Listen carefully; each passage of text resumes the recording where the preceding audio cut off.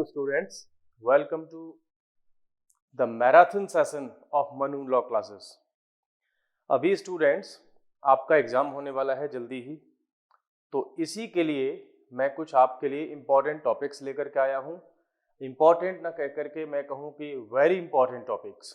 Okay, तो मैंने कुछ इस पे बहुत सारे इम्पॉर्टेंट पॉइंट्स आपके लिए प्रिपेयर किए हैं लास्ट फ्यू मंथ्स के करंट अफेयर के बेसिस पर, और आई होप कि आपको यहाँ से कुछ पॉइंट्स, कुछ क्वेश्चंस, कुछ पैराग्राफ्स डायरेक्ट आपको आपके एग्जाम में मिल जाए. वहाँ से हम स्टार्ट करते हैं कि आप अपने इस नेक्स्ट वाले एग्जाम में कैसे इन पॉइंट्स का यूटिलाइजेशन कर सकते हैं अपने एग्जाम के लिए. तो हम स्टार्ट करते हैं. आइए,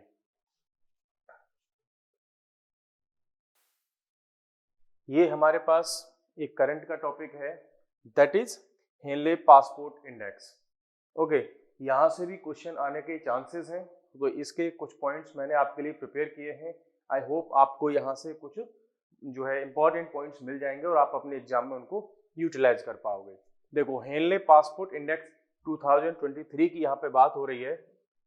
अब आपको पासपोर्ट जैसे ही नाम आपके सामने आया तो आपको पता चल रहा होगा कि ये पासपोर्ट्स की कुछ रैंकिंग से रिलेटेड क्या है, इंडेक्स है.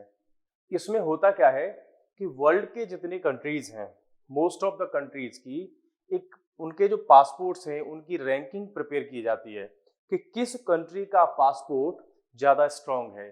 स्ट्रॉन्ग इन द सेंस कि उस कंट्री के पासपोर्ट के बेसिस पर कोई भी citizen of the country, citizen of the particular country, वो कितने कंट्रीज में विजिट कर सकता है, घूम सकता है विदाउट वीजा.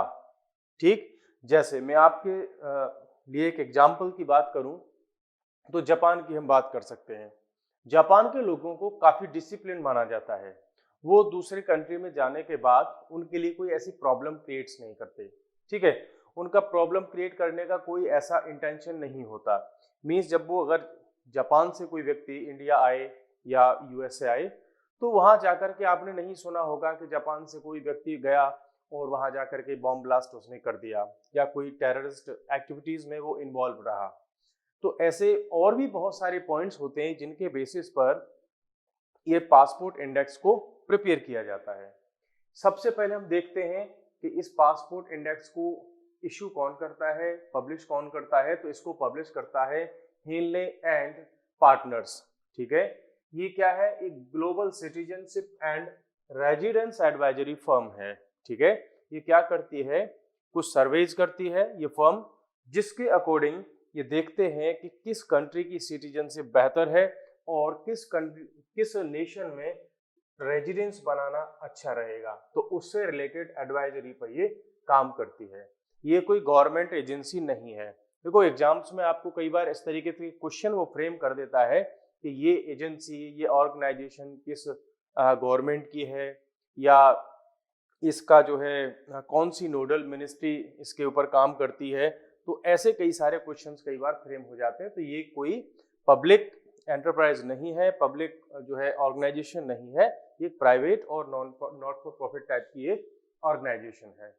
अब ये लगभग 199 कंट्रीज को उसने क्या करती हैं, ये उसमें इंक्लूड करते हैं और उसी के बेसिस पर मींस अब ये जितने 199 कंट्रीज हैं वर्ल्ड में, ठीक है, इन कंट्रीज के पासपोर्ट की ये क्या करेगा, रैंकिंग करेगा कि किस कंट्री का पासपोर्ट फर्स्ट रैंक पे आता है, किसका थर्ड रैंक पे आता है, किसका फोर्थ रैंक पे आता है.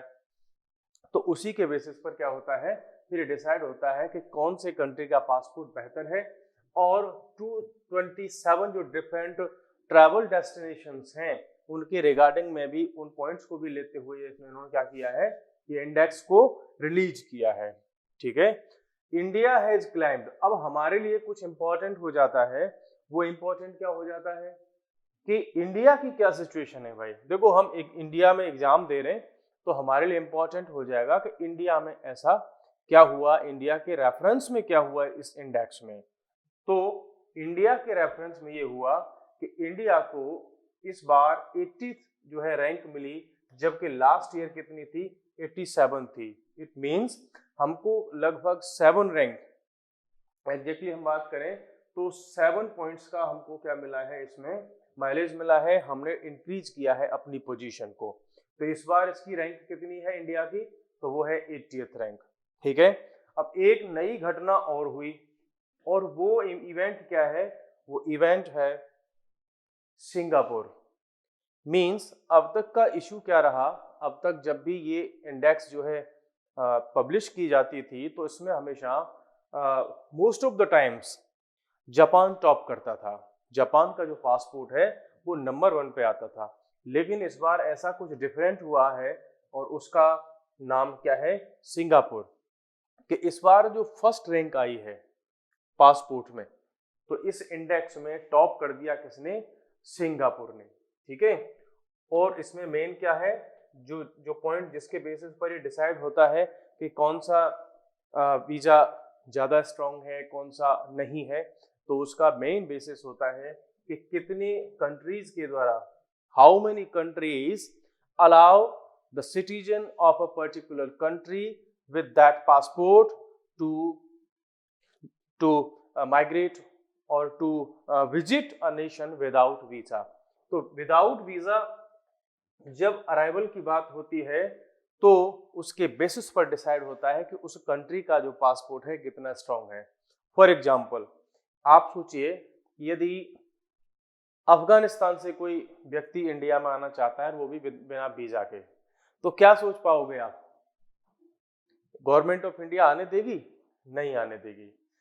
या अफगानिस्तान से कोई व्यक्ति जो है यूएस से जाना चाहता है, तो क्या वहां के लोग उसको बहुत ज्यादा जो है रेस्पेक्ट करेंगे या उसका वेलकम करेंगे, नहीं, बिकॉज अफगानिस्तान की जो इमेज है वो उतनी अच्छी नहीं है due to some terrorist activities. लेकिन जापान हो गया, सिंगापुर हो गया, नीदरलैंड हो गया, स्वीडन हो गया, डेनमार्क हो गया, फिनलैंड हो गया, आइसलैंड हो गया, ये ऐसे कंट्रीज हैं कि यहाँ के लोगों की जो इमेज है वो ठीक ठाक है।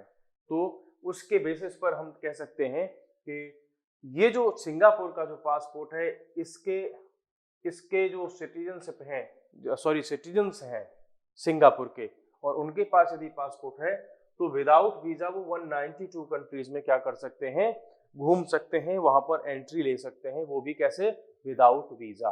ठीक है, तो इससे पता चला कि सिंगापुर का जो पासपोर्ट है इस बार उसने टॉप रैंक जो है अचीव की है। अब हम बात करते हैं कि 3 कंट्रीज और हैं, जैसे एक तो जर्मनी, एक इटली और एक स्पेन। इन्होंने इनकी जो है ये जो है तीनों के तीनों कंट्री सेकंड रैंक पर हैं, और तीनों कहां पर हैं, यूरोप में हैं। तो इन कंट्रीज के जो सिटीजन्स हैं उनको 190 डेस्टिनेशंस पर जाने की क्या है, परमिशन है, वो 190 कंट्रीज में विदाउट वीजा जा सकते हैं। तो काफी इज्जत है इनकी। ठीक है, जापान की अगर हम बात करें तो जो हमेशा फर्स्ट रैंक होल्ड करता था, वो इस बार उनकी रैंक स्लिप करके 3rd रैंक पर पहुंच गई। ठीक है, तो ये जापान के लिए काफी शॉकिंग होना चाहिए। ठीक है, और हमारे लिए तो क्या बन गया, ये एक इंपॉर्टेंट पॉइंट बन गया कि एग्जाम में जो पॉइंट बनते हैं, एग्जाम में जब भी क्वेश्चन फ्रेम होते हैं तो वहां से होते हैं जहां से कुछ डिफरेंट हो रहा हो, कुछ इंपॉर्टेंट इवेंट हो रही हो, जैसा पहले ना हुआ हो ऐसा कुछ नया हो रहा हो। तो इंडिया के पर्सपेक्टिव में this becomes very important that India got this time 80th rank और इट वाज 87th रैंक। तो 7 पॉइंट्स का हमने क्या किया, इंक्रीजमेंट किया अपनी रैंक में, तो काफी इंपॉर्टेंट हो जाता है। नेक्स्ट हम बात करते हैं कुछ और पॉइंट्स की, कि अब आपके मन में क्वेश्चन आना चाहिए कि भाई मान लो फर्स्ट रैंक सिंगापुर को मिल गई, सेकंड रैंक यूरोप के 3 कंट्री हैं, ठीक है, उनको मिल गई, जर्मनी, स्पेन और इटली को, और 3rd रैंक मिल गई जापान को। तो यार कुछ ऐसा भी तो कोई कंट्री होगा जिसको लास्ट रैंक मिली होगी। तो क्वेश्चन पूछने के जब चांसेस होते हैं तो कुछ ऐसे ही पॉइंट से क्वेश्चन बनते हैं। देखो, जो लास्ट रैंक है मींस 103rd रैंक की अगर हम बात करें तो अफगानिस्तान के पासपोर्ट को सबसे कम पॉइंट्स मिले हैं। ठीक है, और इनको बहुत जगह जाने की परमिशन बिल्कुल नहीं है। और हमारा जो पड़ोसी बदमाश भाई है अपना ही एक छोटा भाई, क्या नाम है, पाकिस्तान, इसको 100 रैंक मिली है। मींस इंडिया को जहां 80th रैंक मिली है, तो पाकिस्तान को 100 रैंक मिली है, मतलब हम इससे करीब 20 जो है रैंक जो है 20 पोजीशन हम इससे आगे हैं, ठीक है। 20th पोजीशन हमने इससे एक्स्ट्रा जो है अचीव की है। तो इंडिया की जब हम बात करें तो इंडिया का जो पासपोर्ट है 80th रैंक पर है, और इसके थ्रू हम 59 कंट्रीज में ग्लोबली क्या कर सकते हैं, ट्रैवल कर सकते हैं विदाउट वीजा। और उसके एग्जाम्पल क्या हो गए, जैसे भूटान हो गया है, नेपाल हो गया, ओमान हो गया, कतर हो गया, कजाकिस्तान हो गया। ऐसे कुछ कंट्रीज हैं जहां पर इंडिया के लोग विदाउट वीजा जा सकते हैं। हालांकि जो गवर्नमेंट्स होती हैं वो अपने लेवल पर भी कुछ स्पेसिफिक कंट्रीज के लिए प्रोग्राम चलाती हैं, जैसे वीजा ऑन अराइवल, ठीक है। तो वो भी अपने आप में एक डिफरेंट प्रोग्राम होता है। अब देख लेते हैं, एक क्वेश्चन देख लेते हैं कि what is the rank of Indian passport in 2022। तो 2022 में इंडिया की रैंकिंग कितनी थी, वो 87 थी, ठीक है। चलिए आगे बढ़ते हैं। और क्या है हमारे पास में, कि have a look on the following questions. अब हम एक नए टॉपिक पर मूव करने वाले हैं, यहाँ से क्वेश्चन आने के बहुत चांसेस हैं, बिकॉज जो विमेन्स से रिलेटेड रिजर्वेशन की जो बात है वो काफी लाइमलाइट में रही, इस बार न्यूज में रही, ठीक है। तो वहां से क्वेश्चन आने के चांसेस हैं, तो उसके लिए मैंने आपके लिए कुछ इंपॉर्टेंट क्वेश्चंस को फ्रेम किया है, आइए उनको देख लेते हैं एक बार। The official name of the women's reservation bill is. तो विमेन रिजर्वेशन बिल है, इसका ऑफिशियल नेम क्या है एक्चुअली, तो क्या इसका नाम नारी शक्ति वंदन अधिनियम है, नारी सेवा वंदन एग्रीमेंट है, नारी शक्ति वंदन अभियान है, या नारी विजय शक्ति एक्ट है। देखो इसका एक्चुअल में जो ऑफिशियल नेम है वो ये है, option A is the correct answer. देखो नारी शक्ति वंदन अधिनियम। अब आपको पता होगा कि अधिनियम हिंदी का शब्द है, ये हिंदी का शब्द है अधिनियम, इसको इंग्लिश में हम बोल देते हैं बिल, ठीक है। तो इसका ऑफिशियल नेम क्या है, नारी शक्ति वंदन अधिनियम। अच्छा आगे बढ़ते हैं। The women's reservation bill will be implemented, ये कब इम्प्लीमेंट होने वाला है, क्या ये 2024 के इलेक्शंस में होने वाला है, ये पॉसिबल नहीं है, बिकॉज अभी तो ये आया है सितंबर अक्टूबर के समय पे जो है बहुत ज्यादा लाइमलाइट में रहा, 24 के इलेक्शन होने वाले हैं कुछ ही मंथ्स बाद। तो इस बिल को रिजर्वेशन को इम्प्लीमेंट करने के लिए नया डिलिमिटेशन करना पड़ेगा based on the previous census, तो उसके बेसिस पर तो इसमें तो ये पॉसिबल बिल्कुल नहीं है। आफ्टर 2034, देखो ये इसलिए नहीं है कि अभी तो 2024 के इलेक्शंस, ठीक है, उसके बाद जो इलेक्शंस होने वाले हैं वो 2029 में इलेक्शंस होने वाले हैं, तो ये भी इनकरेक्ट है। और 2029 के बाद जो इलेक्शन होंगे वो 2034 में इलेक्शंस होंगे। तो गवर्नमेंट इतनी भी बेवकूफ नहीं है या कोई भी लीडरशिप कि आपको अभी एक चेक दे दे और बोले कि भाई आप इसको 10 साल बाद आप इस चेक को एनकैश करा सकते हैं, तो बहुत ज्यादा मींस ये तो बिल्कुल इलॉजिकल बात हो गई। तो नेक्स्ट हम बात करते हैं 2029 की। हाँ, तो जब 2024 के इलेक्शंस के बाद 5 साल बाद इलेक्शंस होंगे, कौन से, वो होंगे 2029 के इलेक्शंस, ओके। तो इन इलेक्शंस में इस बिल को इम्प्लीमेंट करने का गवर्नमेंट का इंटेंशन है। अब ये डिपेंड करेगा कि 2029 के समय तक कौन सी गवर्नमेंट आती है, कौन सी नहीं आती है, उसके बेसिस पर भी ये क्या होगा, ये डिसाइड होगा।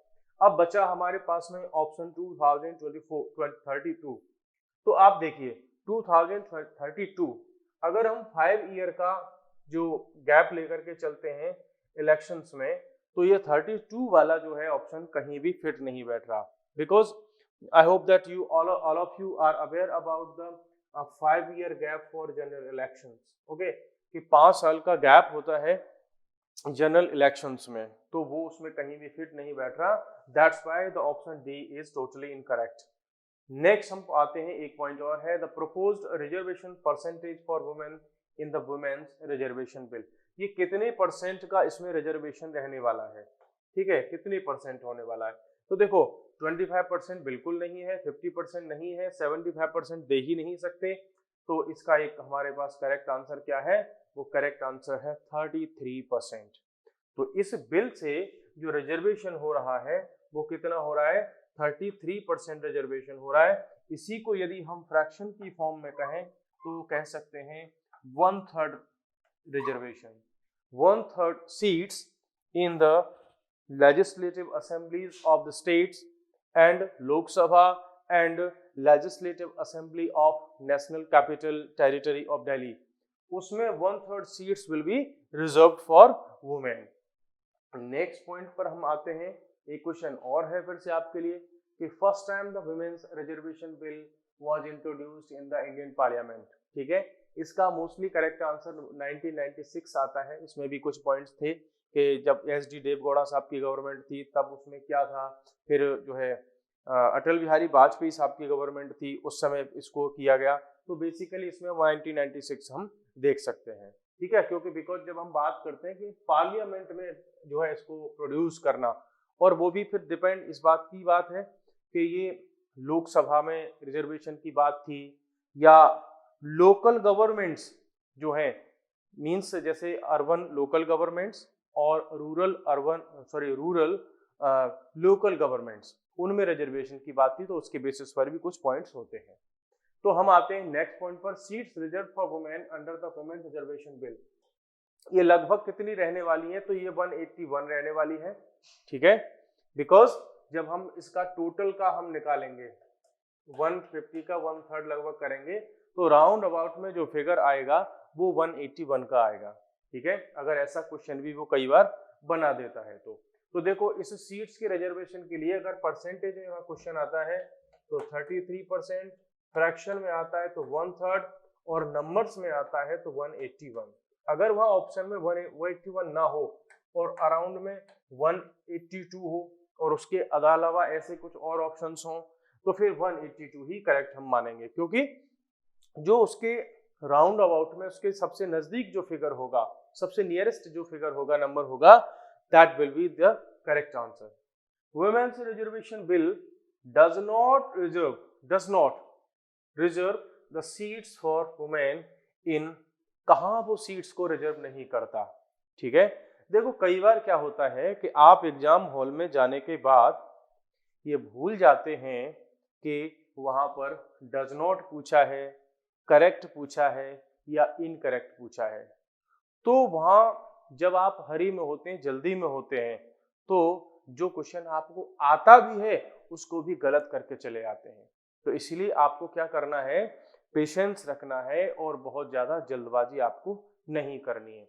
आराम से उसको पढ़ना है, क्वेश्चन को देखना है कि उसमें करेक्ट पूछ रहे हैं या इनकरेक्ट पूछ रहे हैं, ओनली पूछ रहे हैं, ऑल पूछ रहे हैं, 2, 3 क्या ऐसा कुछ क्या पूछ रहे हैं, तो उसके बेसिस पर आपको देखना होगा कि क्या उसमें पूछा गया है। जल्दबाजी में क्वेश्चंस को रॉन्ग करके नहीं आना है उनके आंसर्स को।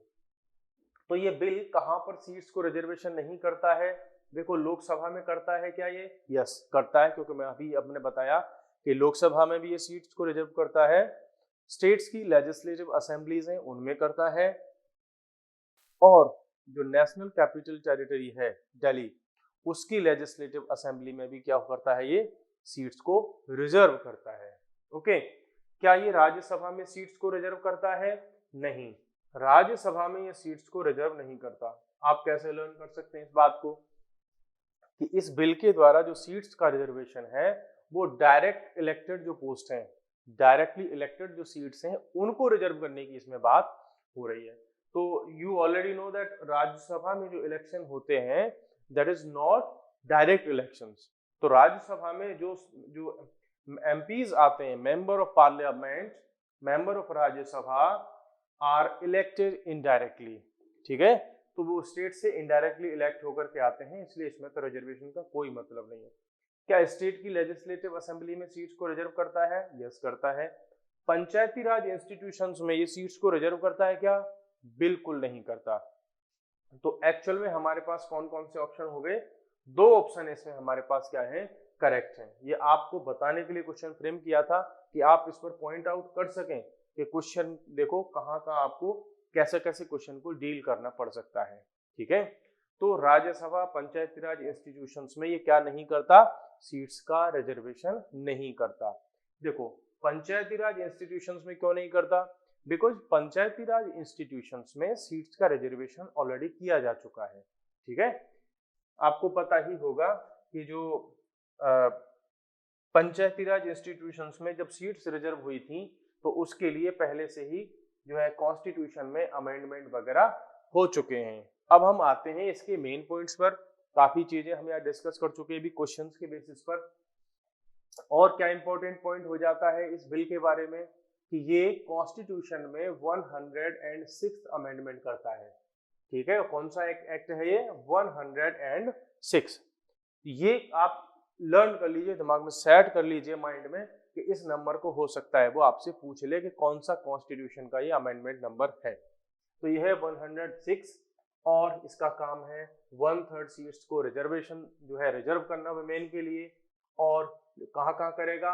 लोकसभा में करेगा, स्टेट की लेजिस्लेटिव असेंबलीज हैं उनमें करेगा, और यूनियन टेरिटरी जो दिल्ली है एनसीटी उसमें करेगा। अब आपके मन में क्वेश्चन आना चाहिए कि एनसीटी में जो असेंबली है, लेजिस्लेटिव असेंबली है, उसमें ये सीट्स को रिजर्व करता है ये बिल, तो क्या बाकी की जो यूनियन टेरिटरीज है उसमें बिल ये कुछ रिजर्वेशन करता है कि नहीं करता है? देखो, बाकी की जो यूनियन टेरिटरीज हैं यदि हम उनकी बात करें तो उनमें अभी सीट्स के रिजर्वेशन से रिलेटेड इसमें प्रोविजंस नहीं है। जब गवर्नमेंट से मीडिया पर्सन्स ने या ऑपोजिशन ने क्वेश्चंस किए तो उन्होंने कहा कि जब ये बिल जो है इम्प्लीमेंट होगा तो at that time we can make the special arrangements, the necessary arrangements. तो उसके लिए क्या कर सकते हैं? ये अरेंजमेंट कर सकते हैं जब ये इम्प्लीमेंट किया जाएगा 2029 के इलेक्शंस के आसपास। ठीक है, तो वहां पर हो जाएगा। अब अगर हम बात करें कि भाई इसकी हमको रिजर्वेशन की रिक्वायरमेंट क्यों हुई? ठीक है भाई, बिल तो लेकर के आए, क्यों लेकर के आए, क्या रिक्वायरमेंट है इसकी? इसकी रिक्वायरमेंट को आप बड़ी इजीली जस्टिफाई कर सकते हो कि अभी हमारे पास जो लोकसभा है उसमें मात्र ओनली 82 वुमेन रिप्रेजेंटेटिव्स हैं। ठीक है, और वो परसेंटेज की अगर हम बात करें तो कितना है? 15.2%। किसी भी सोसाइटी में जो वुमेन की पॉपुलेशन होती है, फीमेल पॉपुलेशन होती है, वो अराउंड 50% होती है। तो मेल और फीमेल लगभग 50% का इनका रेशियो होता है। तो ये जस्टिफाई होता है कि भाई जो पॉलिटिकल इंस्टीट्यूशंस हैं उनमें महिलाओं का भी, विमेन का भी रिप्रेजेंटेशन विमेन के इक्वल होना चाहिए, क्योंकि पॉपुलेशन में उनका भी तो उतना ही हिस्सा है, वो भी तो उतना ही जो है पॉपुलेशन में अपना पार्ट रखती हैं। तो इसीलिए एक तो रिक्वायरमेंट हमारी ये हो गई। अगर हम ग्लोबल लेवल से हम इसको कंपेयर करेंगे तब भी हम पाएंगे कि यार हमको इसकी रिक्वायरमेंट थी। राज्यसभा में अगर हम रिप्रेजेंटेशन की बात करें तो 13% का रिप्रेजेंटेशन हमारा राज्यसभा में है। तो देखो, हम उम्मीद करते हैं कि महिलाओं को 50% का रिप्रेजेंटेशन दें पॉलिटिकल इंस्टीट्यूशंस में, लेकिन हमने दे रखा है 15.2 और 13% रिजर्वेशन। तो it's necessary that women should get equal representation. Okay, जो है जैसे पुरुषों को जितना रिप्रेजेंटेशन है वैसे ही वुमेन को भी मिलना चाहिए। अब क्वेश्चन देख लेते हैं, आप ये याद करके जाइएगा कि लोकसभा में टोटल कैपेसिटी कितनी है, आप देखिए, इसको सर्च करिए। ठीक है, राज्यसभा में टोटल कैपेसिटी कितनी है हमारे यहाँ, ठीक है, इसको भी आप देख लीजिए। While the number increased significantly, जो फर्स्ट लोकसभा हमारी थी उसमें 5% का क्या रिप्रेजेंटेशन ऑफ वुमेन। आपको पता होगा कि ओल्ड ईयर के क्वेश्चंस को आपको दिखा के उठाएंगे, पीवाईक्यू को देखेंगे तो ऐसे ही कुछ क्वेश्चंस आपको वहां से उस पैराग्राफ के बेसिस पर क्या कर देता है, वो फ्रेम कर देता है। ठीक है, नेक्स्ट हम बात करते हैं, अगर वर्ल्ड से अपने आप को हम कंपेयर करें तो रवांडा की जो महिलाओं का रिप्रेजेंटेशन है वो 61% है। क्यूबा की बात करें तो 53% है। मतलब हम काफी पीछे चल रहे हैं, किससे? बाकी के जो कुछ छोटे छोटे कंट्रीज हैं उनसे भी हम पीछे चल रहे हैं। तो ये हमारे लिए भी बड़ी शर्मिंदगी की बात है कि महिलाओं का हमारे यहाँ रिप्रेजेंटेशन बहुत कम है। इवन हम अगर बांग्लादेश की बात करें तो वहां पर 21% का क्या है, रिप्रेजेंटेशन है। पाकिस्तान में 20% का रिप्रेजेंटेशन है महिलाओं का, और अपने यहाँ देख लो आप, लोकसभा राज्यसभा में 15 और 13% का रिप्रेजेंटेशन है।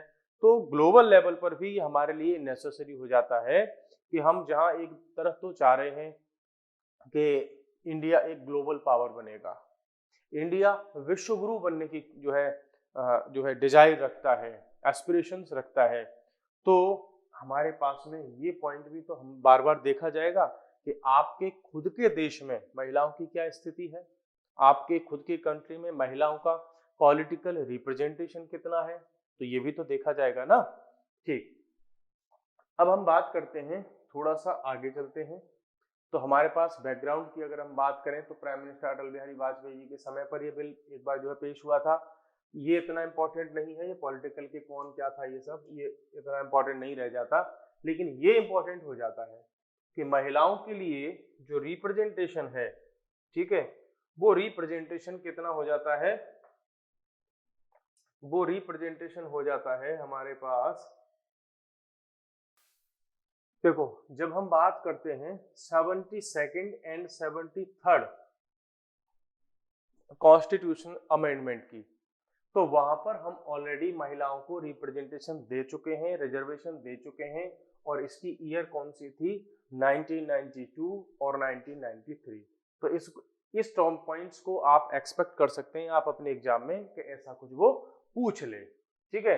तो 72nd के थ्रू रूरल जो लोकल गवर्नमेंट थी वहां पर इनको रिप्रेजेंटेशन दिया गया विमेन को, और 73rd के थ्रू रिप्रेजेंटेशन दिया गया कहां पर, अर्बन लोकल गवर्नमेंट्स में, ठीक है। यहां से आप ये क्लियर देख पा रहे होंगे।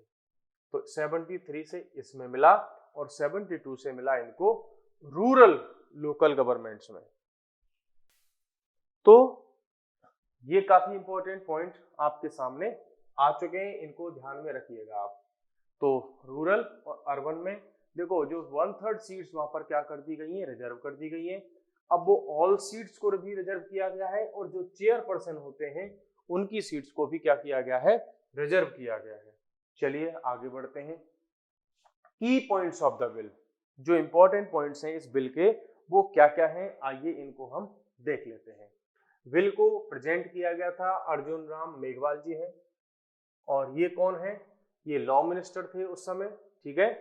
Reservation can only come into fact कब आने वाला है, जब डिलिमिटेशन एक्सरसाइज हो जाएगी, उसके बाद ये जो बिल है, ये जो एक्ट है, ये इम्प्लीमेंट होगा।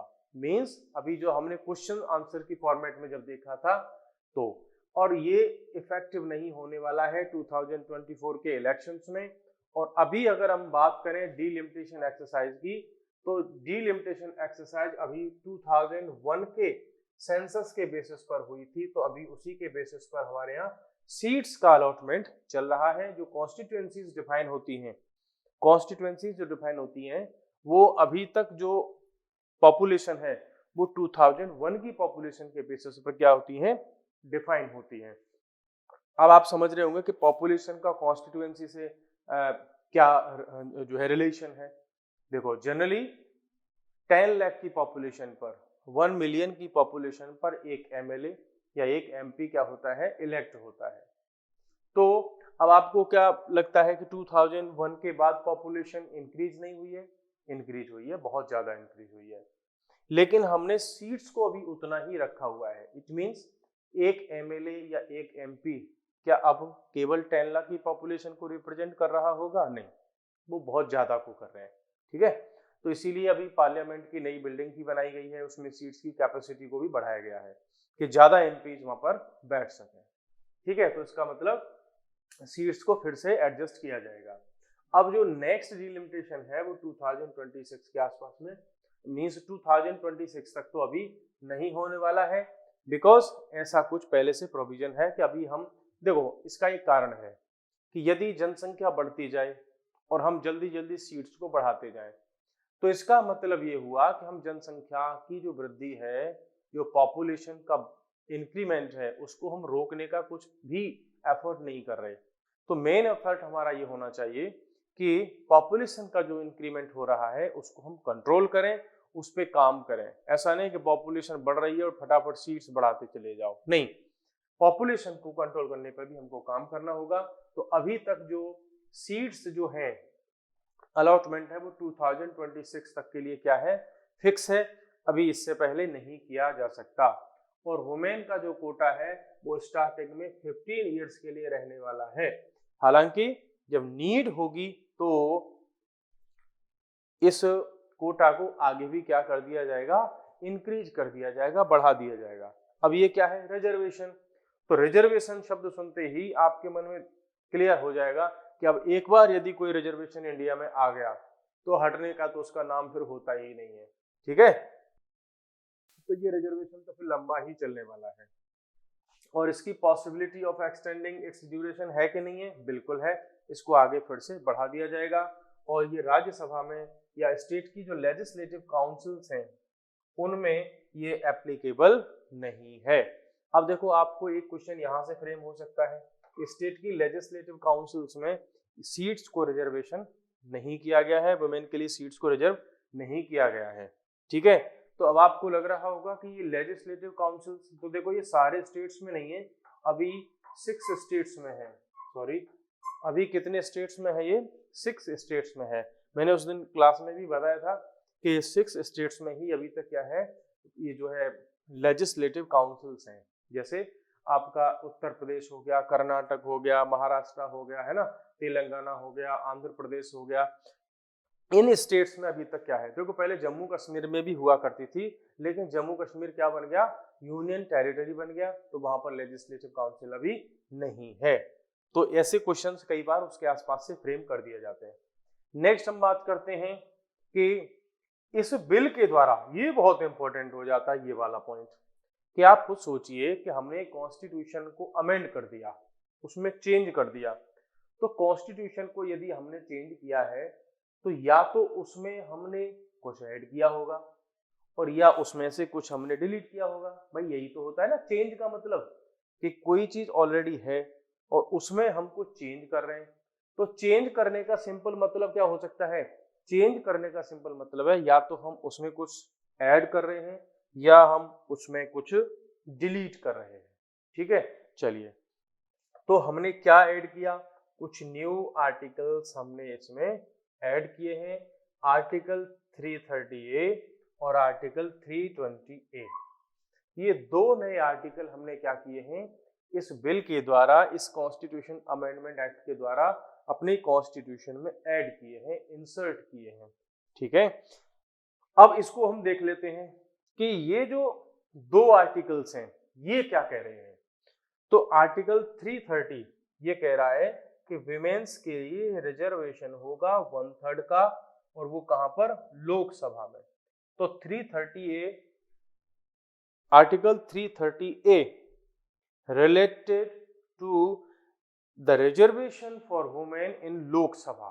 ये ध्यान रखने वाली बात है कि ये लोकसभा में रिजर्वेशन की बात करता है, और आर्टिकल 332A ये बात करता है स्टेट्स की लेजिस्लेटिव असेंबली जो हैं उनमें सीट्स के रिजर्वेशन की बात करता है। तो अब यहाँ पर आप क्लियर हो जाइए कि 330 है ये, ना कि 331।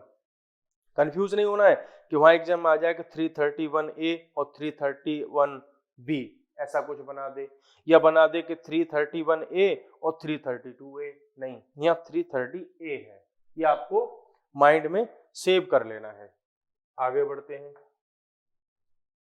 नेक्स्ट पॉइंट हमारे पास क्या है कि जब इन आर्टिकल्स को यहाँ इंसर्ट किया गया है तो हमारे लिए इंपॉर्टेंट हो जाता है कि इन आर्टिकल्स के आसपास के और कौन कौन से आर्टिकल्स हैं जो इंपॉर्टेंट हो सकते हैं, एग्जाम में आसपास में पूछे जा सकते हैं। देखो, आर्टिकल 330 और आर्टिकल 331 और आर्टिकल 332, ये तीन आर्टिकल क्योंकि इनके आसपास के आर्टिकल्स हैं और ये भी रिजर्वेशन की बात करते हैं, तो ये इनका थोड़ा सा आइडिया हमको होना चाहिए। जो आर्टिकल 330 है, एससी और एसटी, शेड्यूल्ड ट्राइब्स और शेड्यूल्ड कास्ट, इनके लिए सीट्स को रिजर्वेशन जो है रिजर्व करता है। कहां पर, हाउस ऑफ द पीपल अर्थात लोकसभा में। इसका कलर चेंज कर लेते हैं। लोकसभा में सीट का क्या करता है, ये रिजर्वेशन करता है। और 331 की अगर हम बात करें तो ये एंग्लो इंडियन कम्युनिटी के लिए क्या करता है, सीट्स का रिजर्वेशन की बात करता है। और 332 की यदि हम बात करें तो 332 बात करता है शेड्यूल्ड कास्ट और शेड्यूल्ड ट्राइब्स के जो है रिजर्वेशन की, वो भी कहां पर, लेजिस्लेटिव असेंबलीज में। ये आपको याद रखना है कि ये कुछ आर्टिकल्स हैं जिनको आप एक्सपेक्ट कर सकते हैं कि शायद पूछ लिए जाएं। ठीक है, तो इतने आर्टिकल्स और ये कॉन्सेप्ट आपके लिए इंपॉर्टेंट हो जाता है कि आप ध्यान में रखें कि इन क्वेश्चंस को आपके साथ में जो है वहां एक्सपेक्ट किया जा सकता है। अब नेक्स्ट टॉपिक जो है हमारे पास, ये भी काफी इंपॉर्टेंट है और ये है वर्ल्ड हैप्पीनेस रिपोर्ट 2023। इसको देख लेते हैं। इसको पब्लिश कौन करता है? इसको पब्लिश करता है United Nations sustainable development solution network. ठीक है, इसको बहुत अच्छे से आपको याद रखना है कि इसको पब्लिश कौन करता है। मींस जब भी आप किसी रिपोर्ट की, किसी इंडेक्स की बात करें, उसको स्टडी करें, तो ये जरूर ध्यान रखें कि इसको पब्लिश कौन करता है। क्लियर? अब देख लेते हैं भाई, ये इंपॉर्टेंट क्यों हो गई कि इंडिया ने इस बार इसमें 126 पोजीशन जो है अचीव की है और इसने क्या किया है, एक्चुअल में इंप्रूवमेंट किया है। देखो, यदि इंडिया ने कुछ बेहतरीन किया है, कुछ अच्छा किया है, कुछ इंप्रूव किया है, या इंडिया की पोजीशन बहुत ज्यादा डाउन हो जाती, तो दोनों ही केसेस में ये हमारे लिए इंपॉर्टेंट था। तो इस बार इंडिया ने क्या किया है, हैप्पीनेस रिपोर्ट में इंप्रूव किया है और ये बन जाती है आपकी 136 जो लास्ट ईयर थी। मींस कहाँ हमारी जो पोजीशन थी लास्ट ईयर, इससे पहले वो 136 थी और अब कितनी हो गई, 126 हो गई। मींस ये हमारे लिए बहुत अच्छी बात है कि यार हम लोग जो है काफी खुश हो गए हैं, 10 पॉइंट्स खुश हो गए हम, है ना। तो ये हमारे लिए इंपॉर्टेंट हो जाता है। फिनलैंड की अगर हम बात करें तो फिनलैंड ने इसमें टॉप किया है। तो हम कह सकते हैं कि इस पृथ्वी पर जो कंट्रीज हैं उसमें सबसे ज्यादा खुश रहने वाले लोग कहाँ के हैं, तो वो है फिनलैंड के। ठीक है, पता नहीं ऐसा ये कौन सा पानी पीते हैं, कौन सा जो है भोजन करते हैं या क्या करते हैं जिसकी वजह से ये खुश हैं। तो इसके भी बहुत सारे पैरामीटर्स होते हैं जिसके बेसिस पर ये जो इंडेक्स है वो प्रिपेयर की जाती है, कि वो वहाँ की एजुकेशन का हो गया, लाइफ स्टैंडर्ड का बात हो गया, जो है चाहे उसमें हाउसिंग हो गई, हेल्थ हो गई, ऐसे बहुत सारे पैरामीटर्स हैं कि कोई मींस जब वहाँ पर लोग जो है एम्प्लॉयमेंट में रहते हैं तो उनको कुछ लीजर टाइम मिलता है कि नहीं मिलता है, टाइमली उनको छुट्टियां मिलती हैं, हॉलीडे मिलती हैं कि नहीं मिलती हैं, है ना। वो सारी चीज़ों को भी देखते हुए ये बनाई जाती है। तो हमारे लिए इम्पोर्टेंट क्या हुआ कि इंडिया की रैंक 126 हो गई है और इसमें टॉप किया है फिनलैंड ने। और अब अगर हम बात करें तो ऐसा नहीं है कि फिनलैंड ने केवल इस बार टॉप किया है, ये लगातार कंटिन्यूसली लास्ट 6 ईयर से, मीन्स हम कह सकते हैं कि फिनलैंड के लोग लास्ट 6 ईयर से खुश हैं, 6 साल से खुश हैं वो। ठीक है, और यहाँ देखो भाई कि इंडिया में लोग खुश ही नहीं रह पा रहे, कुछ लोग तो बिल्कुल, तो आपको भी खुश रहना है। चलिए, अफगानिस्तान की हम बात करें तो अफगानिस्तान को भी वहां पर भी देख के आए थे हम पासपोर्ट इंडेक्स में, है ना। तो अफगानिस्तान के लोगों का पासपोर्ट रहा बहुत ज्यादा डाउन पे, तो ये क्या हो गए, फिर दुखी हो गए। तो दुनिया के सबसे ज्यादा जो टेंशन में अगर हैं तो सबसे ज्यादा दुखी रहने वाले लोग कहाँ के हैं, तो ये हैं अफगानिस्तान के। मतलब उसका इससे कोई रिलेशन नहीं है, मैं बस आपको लर्न कराने के लिए एक लिंक की तरह बता रहा हूँ कि इनके पासपोर्ट की इंडेक्स आई और इनको मिला लास्ट रैंक, तो ये हो गए दुखी। तो फिर वर्ल्ड की हैप्पीनेस रिपोर्ट में भी इनका नाम आ गया कि तुम सबसे ज्यादा दुखी भी हो। ठीक है, अब भाई दुखी तो रहेंगे ही भाई, वहां आपको फ्रीडम नहीं है, आप अपनी पसंद का फूड खाने के में भी आपको दिक्कत है, आपने अपनी पसंद के कपड़े नहीं पहन सकते। देखा कि कोई किसी महिला ने बुर्का नहीं पहना था तो उसका गला काट दिया था। तो जब ऐसी, देखो, खुश रहने के लिए स्वतंत्रता बहुत जरूरी है। Freedom is one of the most important factor requirement to be happy. तो वहां पर फ्रीडम नहीं है, आए दिन आतंकवादी हमले होते रहते हैं, टेररिस्ट अटैक होते रहते हैं, तो उसकी वजह से हम कह सकते हैं कि अफगानिस्तान में बहुत ज्यादा प्रसन्नता तो नहीं है, लोग बहुत ज्यादा खुश नहीं हैं। और इसमें हम बात करें कि according the happiness index, Afghanistan की पुअर परफॉर्मेंस वहां पर किसकी वजह से है कि वहां पर एक तो लाइफ की एक्सपेक्टेंसी नहीं है और लो जीडीपी पर कैपिटा पर भी है वहां पे। देखो भाई लाइफ की एक्सपेक्टेंसी ज्यादा कैसे हो जाएगी, हो सकता है कि जैसे आप यहाँ से अफगानिस्तान गए घूमने के लिए, हालांकि कोई जाता नहीं है अफगानिस्तान, वहां पे आप घूमने के लिए गए और क्या पता चला कि 2 घंटे बाद आप है ही नहीं धरती पे, तो लाइफ एक्सपेक्टेंसी तो अपने आप कम हो ही जाएगी। और जीडीपी जो पर कैपिटा है वो लो रहेगी, क्योंकि बहुत ज्यादा टेररिस्ट एक्टिविटीज वगैरह होती हैं, एक्सट्रीमिज्म अपने हाई लेवल पर रहता है, तो वहां पर कोई इंडस्ट्री तो लगाना नहीं चाहेगा, तो बहुत ज्यादा एम्प्लॉयमेंट नहीं रहेगा, बहुत ज्यादा बिजनेस नहीं रहेगा, बिकॉज इकोनॉमिक एक्टिविटीज के लिए, बिजनेस के लिए, कॉमर्स के लिए, ट्रेड के लिए वो शांति, वो पीस, वो लॉ एंड ऑर्डर, वो मीन्स रूल ऑफ लॉ वो है नहीं। तो उसकी वजह से क्या होगा, बहुत ज्यादा इंडस्ट्रियल ग्रोथ नहीं होगी, इकोनॉमिक डेवलपमेंट नहीं होगा, जीडीपी की ग्रोथ नहीं होगी, लोगों के पास में जो है सफिशिएंट फूड नहीं होगा, और फ्रीडम तो उनके पास ऑलरेडी है ही नहीं, तो दुखी तो अपने आप हो जाएंगे ना फिर तो। चलिए आगे बढ़ते हैं, कुछ क्वेश्चंस हैं आपके लिए कि वर्ल्ड हैप्पीनेस रिपोर्ट इसको कौन पब्लिश करता है, तो United Nations sustainable development solution network इसको क्या करता है, पब्लिश करता है, तो इसलिए आंसर करेक्ट कौन सा हो गया, C. India position in the previous year क्या थी, तो इंडिया की जो पोजीशन थी प्रीवियस ईयर थी वो 136, और इस बार कितनी हो गई है 126।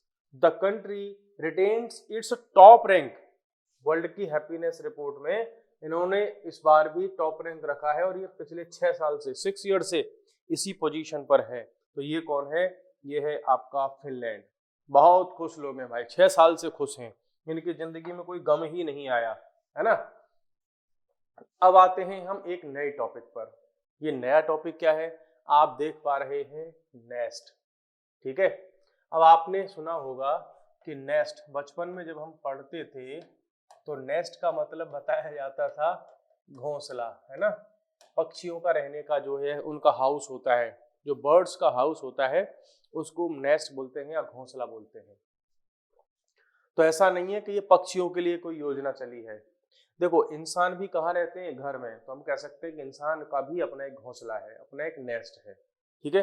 तो उसी से रिलेटेड ये एक इनिशिएटिव लिया गया है, और ये किसने लिया है ये इनिशिएटिव, तो ये लिया है Indian green building council, IGBC, इन्होंने इस इनिशिएटिव को लिया है, और ये क्या चाहते हैं इसमें, रेटिंग एंड सर्टिफिकेशन, रेटिंग किसकी और सर्टिफिकेशन किसका, तो जो रेजिडेंशियल हाउसेस हैं, जो रेजिडेंशियल बिल्डिंग्स हैं उनकी रेटिंग, तो क्या रेटिंग, हाउसिंग की क्या जो है रेटिंग होगी, क्या उनका सर्टिफिकेशन होगा, किसके बेसिस पर होगा, तो उसकी बात कर लेते हैं। देखो इस इनिशिएटिव का मेन पर्पज है sustainable and eco friendly construction. जो कंस्ट्रक्शन हो रहा है, जो हाउसेस बनाए जा रहे हैं वो कैसे हों, एक तो सस्टेनेबल हों, और दूसरी बात वो कैसे हों, इको फ्रेंडली हों, ठीक है। अब सस्टेनेबल कैसे, कि ऐसा ना हो कि आज तो हम, देखो सबसे पहले आपको समझना होगा कि सस्टेनेबल डेवलपमेंट क्या है। ऐसा डेवलपमेंट जो प्रेजेंट की रिक्वायरमेंट को फुलफिल करे, और साथ में फ्यूचर की जनरेशंस जो हैं उनकी डेवलपमेंट, उनकी रिक्वायरमेंट, उनकी नेसेसिटीज, उनको भी ध्यान में रखे। ऐसा ना करे कि हम अर्थ के सारे रिसोर्सेज को अभी यूज कर लें और आने वाली जनरेशंस के लिए कुछ भी न छोड़ें, तो ये सस्टेनेबल डेवलपमेंट नहीं हुआ। सस्टेनेबल डेवलपमेंट की बात होती है तो उसमें मेन कॉन्सेप्ट होता है कि we should go with nature in cooperation.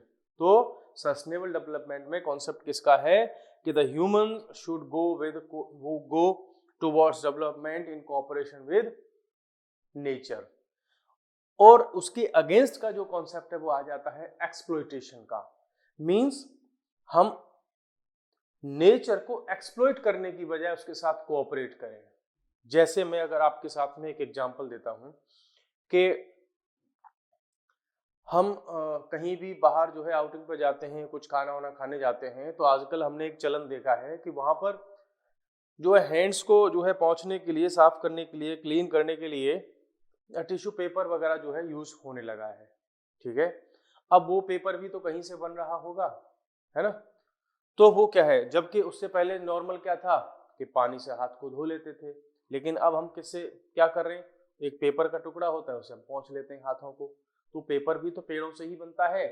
दूसरी बात हम देख सकते हैं कि हमारे पास सनलाइट अवेलेबल है, लेकिन हम मकान बनवा रहे हैं, जो बिल्डिंग्स ऐसी बनवा रहे हैं कि दिन में भी हमको आर्टिफिशियल लाइट की रिक्वायरमेंट होती है, जबकि हमारे जो हाउसेज हैं कुछ इस तरीके से भी तो हो सकते हैं कि दिन के समय हमें इलेक्ट्रिसिटी यूज ना करनी पड़े लाइटिंग के लिए।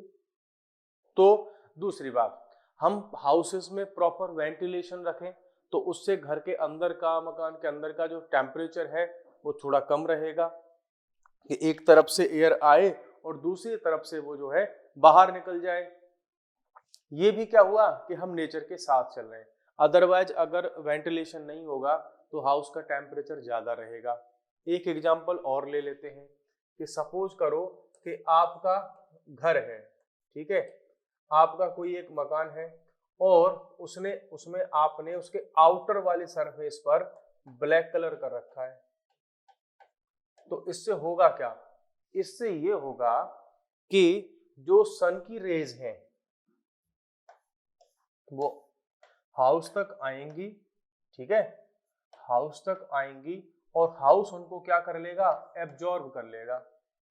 यदि इसके अगेंस्ट में हम हाउस का आउटर सरफेस को हम व्हाइट कलर से अगर पेंट कर दें तो जो सन की रेज आएंगी वो रिफ्लेक्ट होकर के वापस चली जाएंगी, तो हाउस कम गर्म होंगे, उनमें हीट कम आएगी।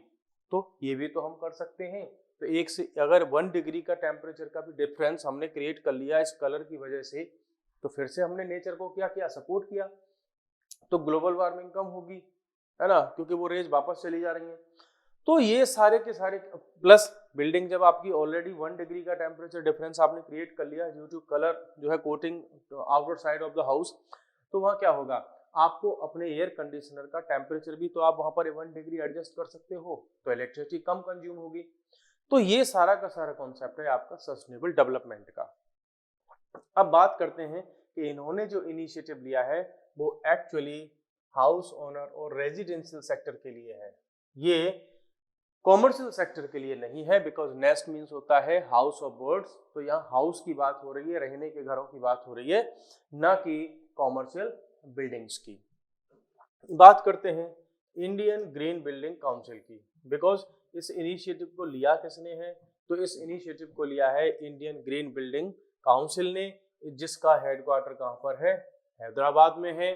और ये जो ग्रीन बिल्डिंग काउंसिल है ये वर्क करती है किसके साथ में, CII के साथ में, कॉन्फेडरेशन ऑफ इंडियन इंडस्ट्री के साथ में ये काम करती है, और इंडिया की प्रीमियर सर्टिफिकेशन बॉडी है, ये हाई लेवल पर काम करती है ये, और ऐसे हाउसेस को, बिल्डिंग्स को, रेजिडेंशियल बिल्डिंग्स को क्या करती है, सर्टिफाई करती है कि आपका हाउस कितना इको फ्रेंडली है, आपका हाउस कितना सस्टेनेबल है।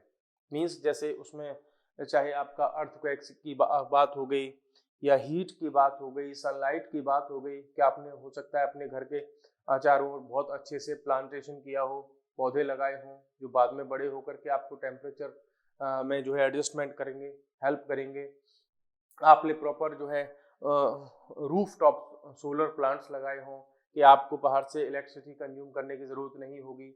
आपने अपने घर में जो है रेन वाटर हार्वेस्टिंग का जो है सिस्टम की लगाया हो, तो वो कैसे हो जाएंगे, इको फ्रेंडली हो जाएंगे, कि हम रेन वाटर को भी यूज करेंगे। नेक्स्ट जान लेते हैं थोड़ा सा कॉन्फेडरेशन ऑफ इंडियन इंडस्ट्री। ये क्या है, एक ऑर्गेनाइजेशन है, और ये ऑर्गेनाइजेशन इंडियन इंडस्ट्री की है, ये कोई गवर्नमेंट की इंस्टीट्यूट नहीं है, ये नॉट फॉर प्रॉफिट एक ऑर्गेनाइजेशन है, गवर्नमेंट का नहीं है, ये कोई कंपनी नहीं है कि कुछ माल बेचती है, कुछ प्रोडक्ट्स को सेल करती है। इंडस्ट्री इसको खुद से चलाती है, इंडस्ट्री के जो रिप्रेजेंटेटिव्स हैं वो इसके मेंबर्स होते हैं, चेयरमैन होते हैं, बड़ी बड़ी इंडस्ट्री के जो लोग। तो ये भी अपने आप में क्या है, एक अच्छा ऑर्गेनाइजेशन है जो इसके साथ में मिलकर के ये काम कर रहे हैं कि ग्लोबल इंडियन लेवल पर जो हाउसिंग सेक्टर है उसमें सस्टेनेबल डेवलपमेंट हो, सस्टेनेबल हाउसिंग हो। कुछ इंपॉर्टेंट क्वेश्चंस हैं आपके लिए, देख लेते हैं recently seen in news nest initiative, it is related with, ये किससे रिलेट करता है? तो ये रिलेट करता है promotion of sustainable and eco friendly constructions. तो हमारा आंसर क्या करेक्ट हो जाता है? आंसर ए हमारा यहाँ पे करेक्ट हो जाता है।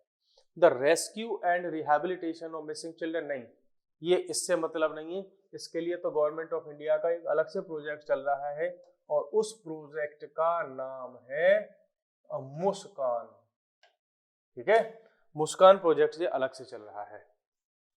आइए नेक्स्ट क्वेश्चन देखते हैं कि NEST initiative has been launched by which organisation, कौन सी ऑर्गेनाइजेशन ने इसको लॉन्च किया है?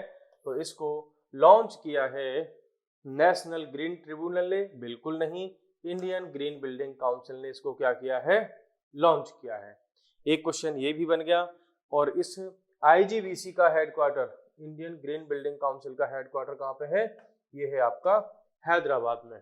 और ये हैदराबाद कहाँ पर है? ये हैदराबाद, आप मेरे को बताइए, कमेंट करके बताइएगा यदि आपको ये वीडियो मिले तो, कि ये हैदराबाद तेलंगाना में है या आंध्र प्रदेश में है।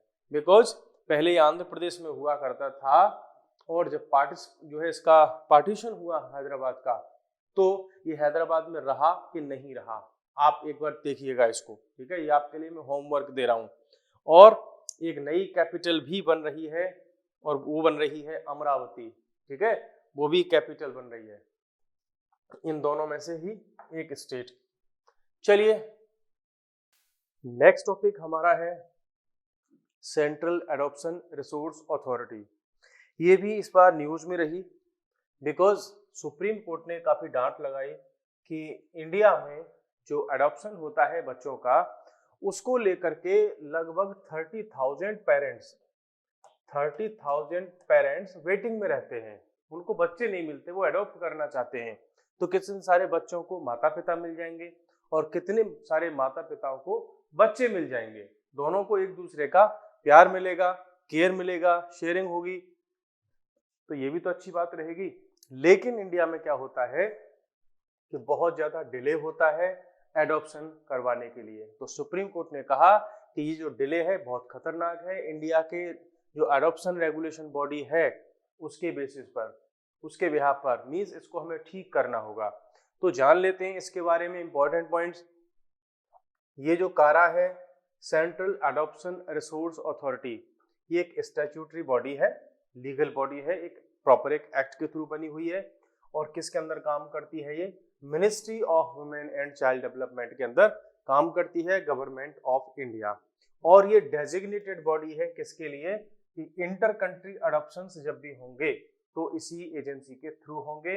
मींस फॉर एग्जांपल यदि इंडिया के किसी व्यक्ति को एक बच्चा अडॉप्ट करना है अमेरिका से, अमेरिका के किसी पेरेंट्स से या वहां से, तो वो किससे कांटेक्ट करेगा? तो वो कारा के थ्रू ही सारा काम होगा। तो इंटर कंट्री जो अडॉप्शंस होते हैं उनके सारे के सारे काम को कौन डील करती है? ये कारा ही डील करती है, सेंट्रल एडॉप्शन रिसोर्स अथॉरिटी।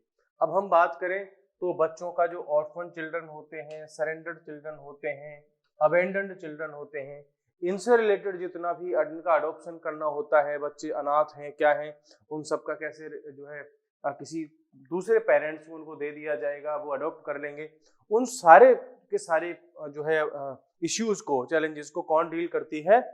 ये कारा ही डील करती है। इसका एक जो मेन काम और हो जाता है, जहां से बार बार क्वेश्चन बनने की चांसेस रहते हैं, वो है कि चाइल्ड वेलफेयर कमेटी और district child protective units.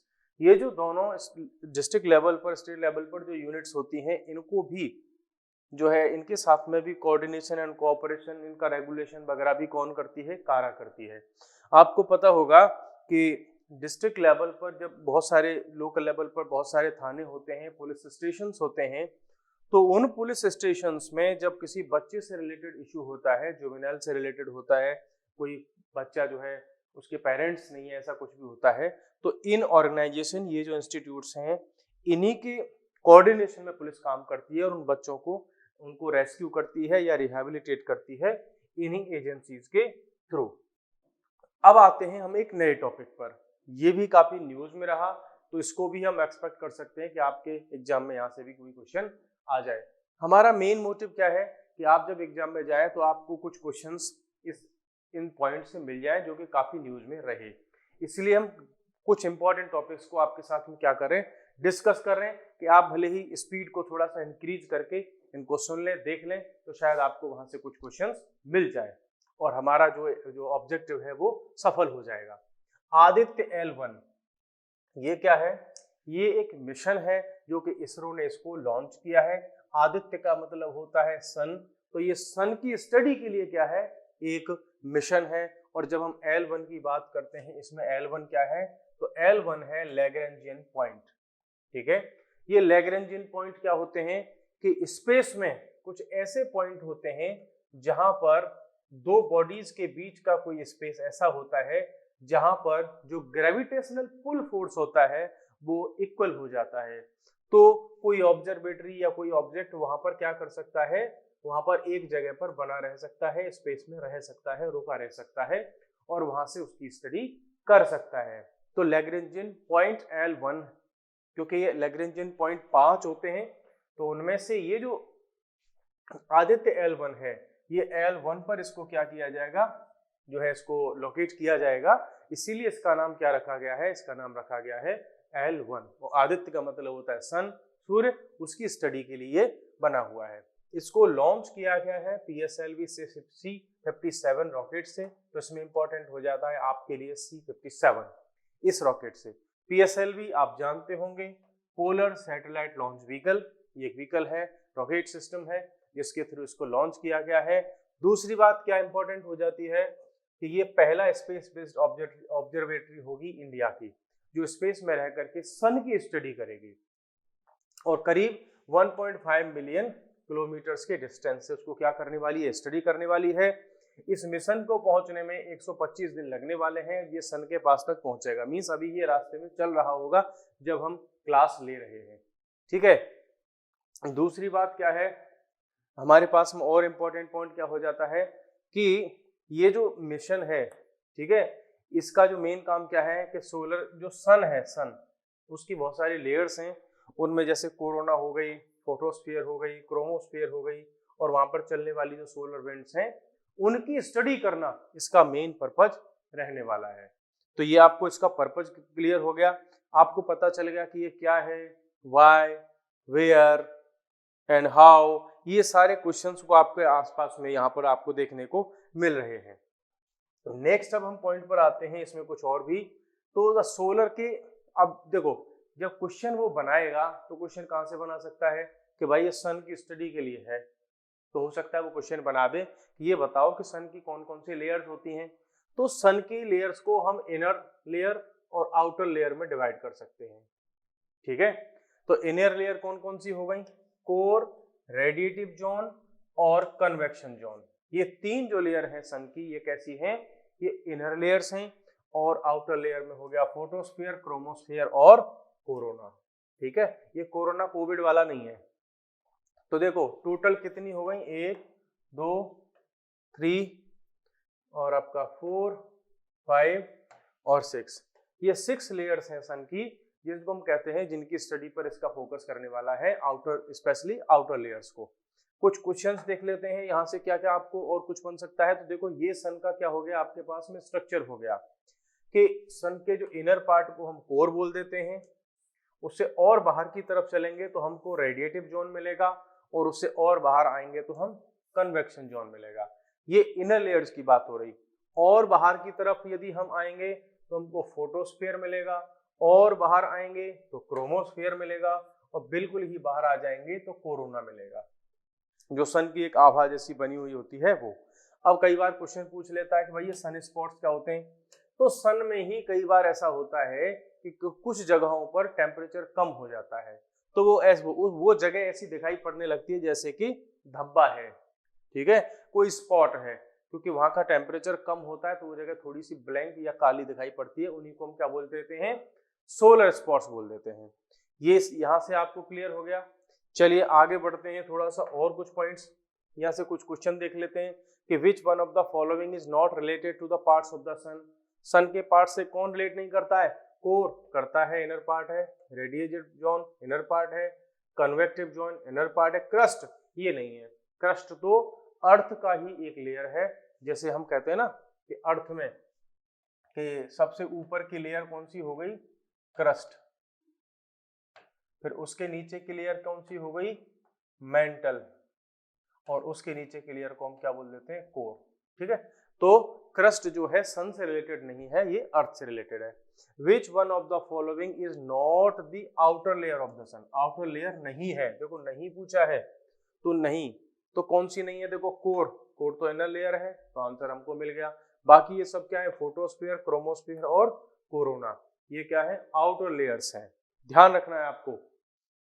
Next क्या है, has accomplished launch of Aditya L1, किसने लॉन्च किया है आदित्य L1 को, तो इसको लॉन्च किया है इसरो ने, इंडियन स्पेस रिसर्च ऑर्गेनाइजेशन ने इसको क्या किया है, लॉन्च किया है। नेक्स्ट हमारे पास क्या है, Indian space research organisation has launched Aditya L1, ठीक है, इट इज टू क्या करने के लिए है ये, टू स्टडी द सन, सन की स्टडी करने के लिए है। नेक्स्ट क्वेश्चन है what is the L1, L1 क्या है इस आदित्य L1 में, तो ये है आपका लैग्रेंजियन पॉइंट, ठीक है, ये क्वेश्चन हो गया। तो यहाँ से आपको यदि क्वेश्चंस बनेंगे इस मिशन से तो कुछ ऐसे बन सकते हैं, एक पैराग्राफ दे देगा और फिर ऐसे कुछ पॉइंट्स को आपसे पूछ लेगा।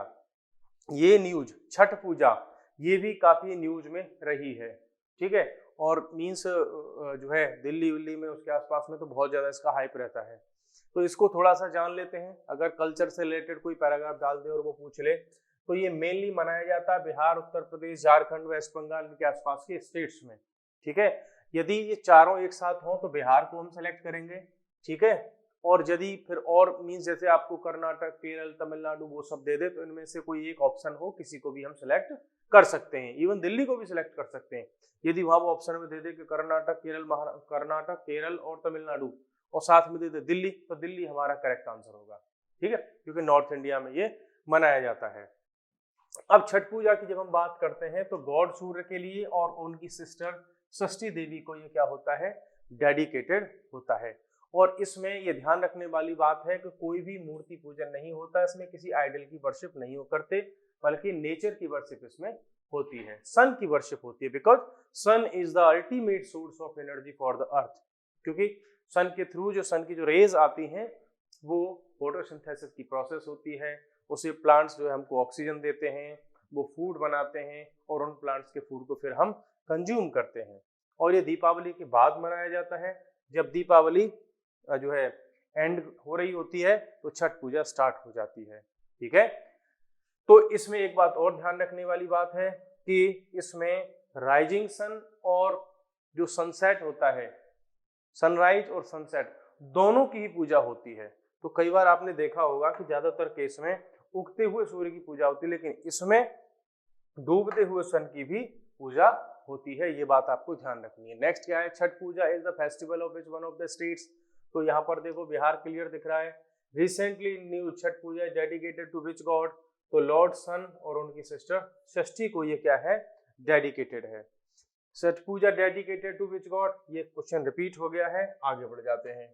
चलिए अब हमारे पास एक नया क्वेश्चन और आता है, उसमें क्या है, ये नया टॉपिक है, काफी न्यूज में रहा, ये भी हो सकता है यहाँ से एक पैराग्राफ कोई बन जाए, और ये थी हमारे सिलकारा टनल, ठीक है, सिलकारा टनल जो थी सिलकारा बड़कोट वाले रूट पर, तो इसको भी काफी जो है लाइमलाइट में रहा, बिकॉज यहाँ पर लगभग 41 जो वर्कर्स थे वो फंस गए थे, बिकॉज जो टनल थी वो कोलैप्स कर गई थी। तो यहाँ से आसपास से क्या क्या क्वेश्चंस बन सकते हैं वो आपके साथ में हम डिस्कस कर रहे हैं, ठीक है, देख लेते हैं। चलिए ये जो सिलकारा टनल है क्या है, क्यों है, कब, कहाँ, कैसे, इन सारे डायमेंशंस को हम देख लेते हैं कि सिलकारा टनल जो है वो चार धाम की यात्रा से रिलेटेड ऑल वेदर प्रोजेक्ट है, जो रोड्स का जो प्रोजेक्ट है वहां तक जाने के लिए उसका एक पार्ट है। बात समझ में आ गई। जो सिलकारा टनल है वो किससे रिलेटेड है, कि जो सेंट्रल गवर्नमेंट का एक प्रोजेक्ट है जिसका नाम है चार धाम प्रोजेक्ट। तो चार धाम के लिए क्या बनाई जा रही है, रोड बनाए जा रहे हैं। तो क्वेश्चन पूछ लेगा ये चार धाम कौन कौन से हैं, तो चार धाम हो जाते हैं आपके यमुनोत्री, गंगोत्री, ठीक है, और केदारनाथ और बद्रीनाथ। बात समझ में आ गई। ऐसे घूमते हुए आते हैं, जब भी इनकी यात्रा होती है तो ऐसे करके यात्रा होती है इनकी, ठीक है। तो चलिए अब यहां से हम थोड़ा सा आगे बढ़ते हैं। तो आपको ये लर्न रखना है कि उत्तराखंड में 4 धाम कौन कौन से हैं, यमुनोत्री, गंगोत्री और आपका केदारनाथ और बद्रीनाथ। ठीक है, ये आपके 4 क्या हैं, जो है 4 हैं आपके, 4 आपके धाम हैं उत्तराखंड में स्पेशली। ठीक है, चलिए आगे बढ़ जाते हैं। यमुनोत्री की अगर हम बात करें तो ये उत्तरकाशी डिस्ट्रिक्ट है। ठीक है, इसकी लोकेशन, और ये समर्पित है किसके लिए, यमुना के लिए, गॉडेस यमुना के लिए समर्पित है। और ये भारत की सेकंड सैक्रेड रिवर है इंडिया में, गंगा के बाद। तो सबसे ज्यादा पवित्र हमारे यहाँ गंगा को माना जाता है। ठीक है, गंगा पर जो है बहुत सारे लोग जाते हैं गंगा स्नान के लिए। नेक्स्ट इसके पास आता है गंगोत्री।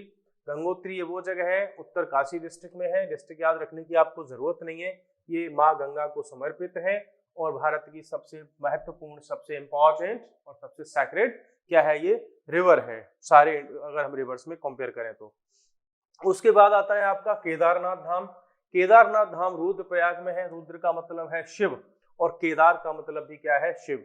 तो पूछ लेगा कि ये मंदिर कौन से गॉड को समर्पित है, तो ये समर्पित है, डेडिकेटेड है लॉर्ड शिवा को, भगवान शिव को। और भगवान शिव के भारत में 12 जो है मेन स्थान है जिनको 12 ज्योतिर्लिंग कहा जाता है, उनमें से ये एक है। ठीक है, अब आ जाते हैं बद्रीनाथ धाम पर। तो बद्रीनाथ धाम की अगर बात करते हैं तो ये चमोली डिस्ट्रिक्ट में पड़ते हैं। और बद्री विशाल या बद्रीनाथ की जब हम बात करते हैं तो ये डेडिकेटेड है लॉर्ड विष्णु को, भगवान विष्णु को ये समर्पित है। कौन सा मंदिर, बद्रीनाथ धाम। ठीक है, इनको बद्रीनारायण टेम्पल जो है बोल देते हैं। और ये वैष्णव जो लोग होते हैं, महात्मा गांधी गाना था ना एक, जो वैष्णव जन तो तेने कहिए जो पीर पराई जाने रे, है ना। तो ये वैष्णवों के लिए क्या है, एक इम्पोर्टेंट मंदिर है। आगे बढ़ जाते हैं, और क्या आपके लिए इंपॉर्टेंट हो सकता है, क्वेश्चन देख लेते हैं कि सिलक्यारा टनल जो अभी रिसेंटली न्यूज में थी, ये कौन से स्टेट में है, तो ये है आपके उत्तराखंड में। सिलक्यारा टनल जो भी न्यूज में थी, ये किस प्रोजेक्ट का हिस्सा है, तो ये 4 धाम प्रोजेक्ट का हिस्सा है। ध्यान रखिएगा इन बातों को, मैं आपको बहुत फटाफट रिवाइज करवा रहा हूँ, कुछ इंपॉर्टेंट पॉइंट्स आपको दे रहा हूँ कि जल्दी से आप रिवाइज करके कुछ यहाँ से ले सकें। Choose the correct pair of 4 धाम। 4 धाम कौन कौन से हैं, तो 4 धाम देख लीजिए कौन कौन से हैं। क्या अमरनाथ था उसमें, बिल्कुल नहीं था। केदारनाथ भी है, बद्रीनाथ भी है, गंगोत्री है, लेकिन ये अमरनाथ यहाँ पे रॉन्ग हो गया। यमुनोत्री, गंगोत्री, बद्रीनाथ, केदारनाथ बिल्कुल करेक्ट हो गया, यही आंसर हमारा करेक्ट हो जाता है। थर्ड में यमुनोत्री, गंगोत्री, काशी विश्वनाथ ना, ये नहीं है, लेकिन केदारनाथ करेक्ट है। अमरनाथ इनकरेक्ट है, गंगानाथ इनकरेक्ट है, यमुनोत्री करेक्ट है, गंगोत्री करेक्ट है। तो हमारे पास में करेक्ट पेयर कौन सा हो गया, यमुनोत्री यमुना, गंगोत्री गंगा, और बद्रीनाथ भगवान जो है विष्णु, और केदारनाथ भगवान शिव। इन चारों को मिला करके उत्तराखंड में जो 4 धाम हैं उनको माना जाता है। अब एक बार हम ये भी जान लेते हैं कि इनसे रिलेटेड कोई और क्वेश्चन भी यदि वो फ्रेम करना चाहे एग्जामिनर, तो यहाँ से कर सकता है। क्या अदर इंपॉर्टेंट टनल्स कौन कौन सी इंडिया की, तो एक तो है आपकी अटल टनल। ठीक है, इसको रोहतांग टनल भी बोल देते हैं। क्यों, क्योंकि रोहतांग पास में ये बनी हुई है। हिंदी में इसको पास को दर्रा बोलते हैं। तो रोहतांग पास में ये बनी हुई है। और कौन सी रेंज में है ये, तो पीर पंजाल रेंज में ये बनी हुई है। और लेह से जो मनाली का रास्ता है, लेह लद्दाख, मनाली और लेह के बीच में जो रूट है उस पर ये बनी हुई है, हिमाचल प्रदेश में। और ये करीब 9 किलोमीटर से भी एक्स्ट्रा इसकी लेंथ है। तो 10,000 फीट की ऊंचाई पर विश्व की सबसे लंबी टनल है ये ध्यान रखिएगा। ठीक है, वर्ल्ड में कि इतनी ऊंचाई पर अगर कोई टनल बनी और इतनी लंबी बनी, तो ये वर्ल्ड में फर्स्ट रैंक पर आती है। ठीक है, इट प्रोवाइड्स कनेक्टिविटी। ये ऐसे क्वेश्चन बहुत पूछे जाते हैं टनल्स के बारे में कि ये किस किस के बीच में कनेक्टिविटी देती है, तो कुल्लू वैली और लाहौल स्पीति वैली, इनके बीच में क्या देती है, ये कनेक्टिविटी देती है। ठीक है, चलिए आगे बढ़ते हैं। Pir Panjal railway tunnel, this one is 11.2 kilometre, देखो उससे भी लंबी है ये, है ना। और ये भारत की इंडियाज लॉन्गेस्ट ट्रांसपोर्टेशन रेलवे का टनल है। ये रेलवे के लिए बनाई गई है। तो रेलवे जो है बहुत सारी ट्रेन यहाँ से निकलती हैं। और ये भी कौन सी रेंज में है, पीर पंजाल माउंटेन रेंज में है। और ये कनेक्टिविटी प्रोवाइड कराती है काजीगुंड और बारामूला के बीच में। ठीक है, इन दोनों के बीच में क्या प्रोवाइड कराती है, ये कनेक्टिविटी। तीसरी इंपॉर्टेंट टनल इंडिया में कौन सी है, जवाहर टनल। इसको बनिहाल टनल भी बोल देते हैं। ठीक है। और it provides road connectivity between Srinagar and Jammu के बीच में क्या प्रोवाइड कराती है, कनेक्टिविटी प्रोवाइड कराती है। तो ये बेसिक से 4-5 पॉइंट यहाँ आप देख सकते हैं। यहाँ से अगर क्योंकि टनल क्रैश हुई है तो टनल से रिलेटेड अगर वो क्वेश्चन बनाएगा तो कुछ ऐसे क्वेश्चन बनने के चांसेस हैं जो मैंने आपके साथ में डिस्कस किए। नेक्स्ट हम आ जाते हैं, अभी ये जो महाकवि हैं ये काफी न्यूज में रहे और यहाँ से कोई पैराग्राफ बना करके क्वेश्चन पूछे जाने के चांसेस लगते हैं। तो ये देखो, इनका नाम है महाकवि चिन्नास्वामी सुब्रमण्यम भारती। इनको केवल इस नाम से भी जाना जाता है, सुब्रमण्यम भारती के नाम से भी जाना जाता है। इनको भरतियार के नाम से भी जाना जाता है, ठीक है, भरतियार कवि। हुआ क्या है कि इनका जो जन्म दिवस है, इनका जो बर्थडे है, ठीक है, वो होता है 11 दिसंबर को और इसको मनाया जाएगा। अब भारत सरकार ने इसको जो है अनाउंस किया है कि इनके जन्म दिवस को, इनके बर्थडे को मनाया जाएगा क्या, भारतीय भाषा दिवस, ठीक है, इंडियन लैंग्वेज डे के रूप में इसको मनाया जाएगा। किसका जन्मदिन, चिन्नास्वामी भरतियार कवि, इनके ये नाम है। अब कुछ इंपॉर्टेंट पॉइंट हम जान लेते हैं कि वो क्या आपके लिए क्वेश्चंस यहाँ से फ्रेम हो सकते हैं। तो इनका नाम क्या है, महाकवि भरतियार या महाकवि भारती, ये इनका नाम है। इनका जन्म हुआ था 11 दिसंबर 1882 में और कहां पर, मद्रास प्रेसिडेंसी में। अब आपको पता होगा कि इंडिया में 3 जो है इंपॉर्टेंट प्रेसिडेंसी थी, मद्रास प्रेसिडेंसी, बॉम्बे प्रेसिडेंसी और कलकत्ता प्रेसिडेंसी, ठीक है, जिसको हम बंगाल बोल देते हैं, बंगाल प्रेसिडेंसी, उसकी कैपिटल वहां पे कलकत्ता हुआ करती थी। तो बंगाल प्रेसिडेंसी, मद्रास प्रेसिडेंसी और बॉम्बे प्रेसिडेंसी, 3 प्रेसिडेंसी हुआ करती थी। ये कौन रहे हैं, ये नेशनलिस्ट जो पीरियड रहा इंडिया का, जो कहते हैं ना कि राष्ट्रवादियों का युग 1885, कांग्रेस की स्थापना 1885 में से लेकर के 1920 तक का, उस दौर के ये कवि रहे। ये केवल कवि नहीं थे, ओनली पोएट नहीं थे, ये नेशनल फ्रीडम फाइटर भी थे, ठीक है, और regarded as the father of the modern Tamil style. तो तमिल स्टाइल की जो पोएम वगैरह थी उनका पिता इनको कहा जाता है। और क्या है इनके बारे में कि he joined the Tamil daily newspaper Swadesa Mitram, स्वदेश मित्र नाम का न्यूज़पेपर था, ये उससे भी एसोसिएटेड रहे थे। और इनका जो एक्सपोजर रहा वो इंडियन नेशनल कांग्रेस की जो एक्सट्रीमिस्ट विंग थी, जो ये कहती थी ना कि अंग्रेजों से डंडे से बात करो, फूलों की माला से नहीं, तो ये उसी वाली आइडियोलॉजी से रिलेट करते थे। जैसे बाल गंगाधर तिलक साहब कहते थे ना कि स्वराज मेरा जन्मसिद्ध अधिकार है और मैं इसे लेकर रहूंगा, है ना, freedom is my birth right and I will have it. तो ये उसी विचारधारा के कवि थे, उसी विचारधारा के इंडियन नेशनल जो है फ्रीडम फाइटर थे। इन्होंने एक न्यूज़पेपर पब्लिश किया था जिसका नाम क्या था, इंडिया, ठीक है, रेड पेपर में जो है इसको प्रिंट करते थे। India was the first paper in Tamil Nadu. और ये जो रे इंडिया था, ये क्या था, पहला पेपर था जिसमें क्या पब्लिश होते थे, पॉलिटिकल कार्टून्स पब्लिश होते थे, ठीक है, तो मौकरी करते थे अंग्रेजों की और उनकी। और इन्होंने एक जो है जर्नल भी पब्लिश किया था जिसका नाम था विजय। क्लियर। अब देखो तमिलनाडु के हैं और नाम कैसे हिंदी में है, विजय, है ना, ये ध्यान रखने वाली बात है। स्वदेश मित्रन संस्कृत का नाम। चलिए, अब जब देखो, जब ये ऐसी एक्टिविटीज कर रहे हैं, न्यूज़पेपर्स में अंग्रेजों के खिलाफ लिख रहे हैं, तो फिर भाई ब्रिटिश गवर्नमेंट थी, पकड़ना चाहती थी, जेल में डालना चाहती थी, तो ये कहाँ भाग जाते थे फिर, और भी कई सारे लोगों की तरह ये चले जाते थे पौंडचेरी। और पौंडचेरी क्यों चले जाते थे, आप सोचेंगे पौंडचेरी तो इंडिया में ही है, तो पौंडचेरी इंडिया में तो है, लेकिन पौंडचेरी पर रूल किसका था, फ्रेंच का, है ना, तो वहां पर फ्रांस की गवर्नमेंट थी। तो फ्रांस और ये ब्रिटेन, इनका तो 36 का आंकड़ा था, तो ये फ्रेंच भाग जाते थे। तो फ्रांस में तो भाई इनको अरेस्ट करने के लिए फ्रांस की गवर्नमेंट से परमिशन कुछ ऐसा, क्योंकि वहां तो ऐसे समझ लो दूसरे देश में पहुंच गए, तो ये वहां पर चले जाते थे। और भी कई सारे जो है जो लेफ्ट जो मींस लीडर्स थे उनकी तरह, जैसे अरविंदो घोष थे, है ना, लाला लाजपत राय थे, है ना, बीवीएस अय्यर थे, इनकी तरह ये भी वहां पर असाइलम लेते थे और वहां पर जाकर के अपनी एक्टिविटीज को कंटिन्यू करते थे। भारती को और जाना जाता है किसके लिए, तो ये कास्ट सिस्टम के विरोधी थे। देखो ये स्वयं ब्राह्मण थे लेकिन कास्ट सिस्टम का क्या करते थे, विरोध करते थे। इन्होंने खुद अपना जो यज्ञोपवीत है, सैक्रेड थ्रेड है, ठीक है, जनेऊ इसको कहीं जगह बोलते हैं, यज्ञोपवीत को खुद से उतार दिया बहुत सारे दलितों को इन्होंने अपने हाथों से यज्ञोपवीत पहनाया था, ठीक है। इंटरकास्ट मैरिज की बात करते थे ये, और ऐसी सारी दुकानों से उनसे चाय वाय पीना, जैसे चाहे वो मुस्लिम की हो दलितों की हो, उनसे चाय वाय पीते थे। तो ये मैसेज देना चाहते थे कि इंडिया तब तक फ्रीडम नहीं प्राप्त करेगा जब तक कि यहाँ के लोग आपस में एक ना हो जाए, यूनिटी ना हो जाए। बिकॉज इन्होंने क्या कहा कि Indians unite as children of mother India, तो भारत माता के जो बच्चों की तरह क्या हो जाओ, यूनाइट हो जाओ। कितना अच्छा कॉन्सेप्ट था कि हम आज कहें कि हम मान लीजिए एक माँ के कितने बच्चे हैं, वो सब आपस में यूनाइट हो जाए, तो भारत के जितने भी लोग हैं वो सब उसके बच्चों की तरह क्या हो जाओ, यूनाइट हो जाओ। तब हम क्या प्राप्त कर पाएंगे, फ्रीडम प्राप्त कर पाएंगे। Otherwise freedom is not possible अगर भारत माता के बच्चे आपस में लड़ते रहेंगे, फाइट करते रहेंगे।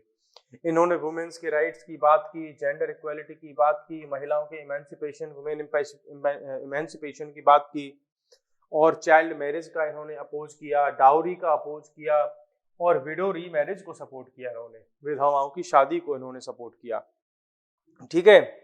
और सबसे बड़ी बात यह है कि इन्होंने अपने जीवन को कभी अपने लिए नहीं जिया, दूसरों के लिए जिया, भारत के लोगों के लिए जिया। तो कई बार इनको इसीलिए क्या कह दिया जाता है, भरत यार कह दिया जाता है कि भारत का मित्र, भारत के लोगों का मित्र। इसीलिए इनको क्या कह दिया जाता है, कई बार भरत यार भी कह दिया जाता है। नेक्स्ट हमारे पास पॉइंट है हलाल सर्टिफिकेट बैन इन यूपी। हलाल सर्टिफिकेट को लेकर के यूपी में काफी घमासान, नेशनल लेवल पर भी इसमें बहुत सारा कुछ रहा। तो हलाल सर्टिफिकेट की अगर हम बात करें तो इसको यदि हम जानेंगे तो पहले हमें ये देखना होगा कि यार ये हलाल जो है ये वर्ड क्या है। देखो हलाल जो शब्द है इंडिया का नहीं है, ये अरबी भाषा का वर्ड है, और अरबी भाषा में हलाल का अगर मैं मीनिंग निकालूं, अगर हम करूं तो दैट इज परमिशिबल, है ना। जिस काम को, जिस किसी कार्य को करने की परमिशन हो उसको कहते हैं हलाल। और इस्लाम में दो कॉन्सेप्ट होते हैं, जब हम दोनों को समझ लेंगे तो आपको ये बहुत अच्छे से समझ में आएगा। एक तो होता है हलाल और दूसरा होता है हराम। हराम, ठीक है। इस्लाम के अकॉर्डिंग की बात कर रहा हूं मैं। इस्लाम के अकॉर्डिंग कुछ चीजें ऐसी हैं जिनके करने की परमिशन है, दैट इज हलाल, और ऐसे बहुत सारे कार्य जिनको करने की परमिशन नहीं है, दैट इज हराम। तो ये दो कॉन्सेप्ट हैं। तो हलाल सर्टिफिकेट क्या है? हलाल सर्टिफिकेट फूड्स के पैकेट्स पर लगाया जाता है, लगाया जा रहा है, ठीक है।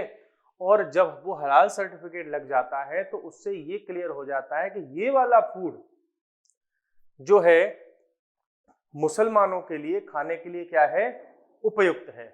मतलब वो हलाल सर्टिफिकेट ये कह रहा है कि इस्लाम के अकॉर्डिंग अब आपको परमिशन है कि इस फूड को आप खा सकते हैं, ठीक है। आपको हो सकता है थोड़ा सा अचंभा हो रहा होगा, तो वंडर लग रहा होगा कि ये हम क्या बोल रहे हैं।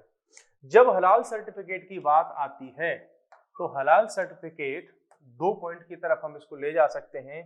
तो एक तो ऑल फूड आइटम्स की बात हो गई, एक हो गई केवल मीट की बात, मीट। तो जब भी हम हलाल सर्टिफिकेट की बात करते हैं तो मोस्टली यहाँ पर मीट की बात होती है।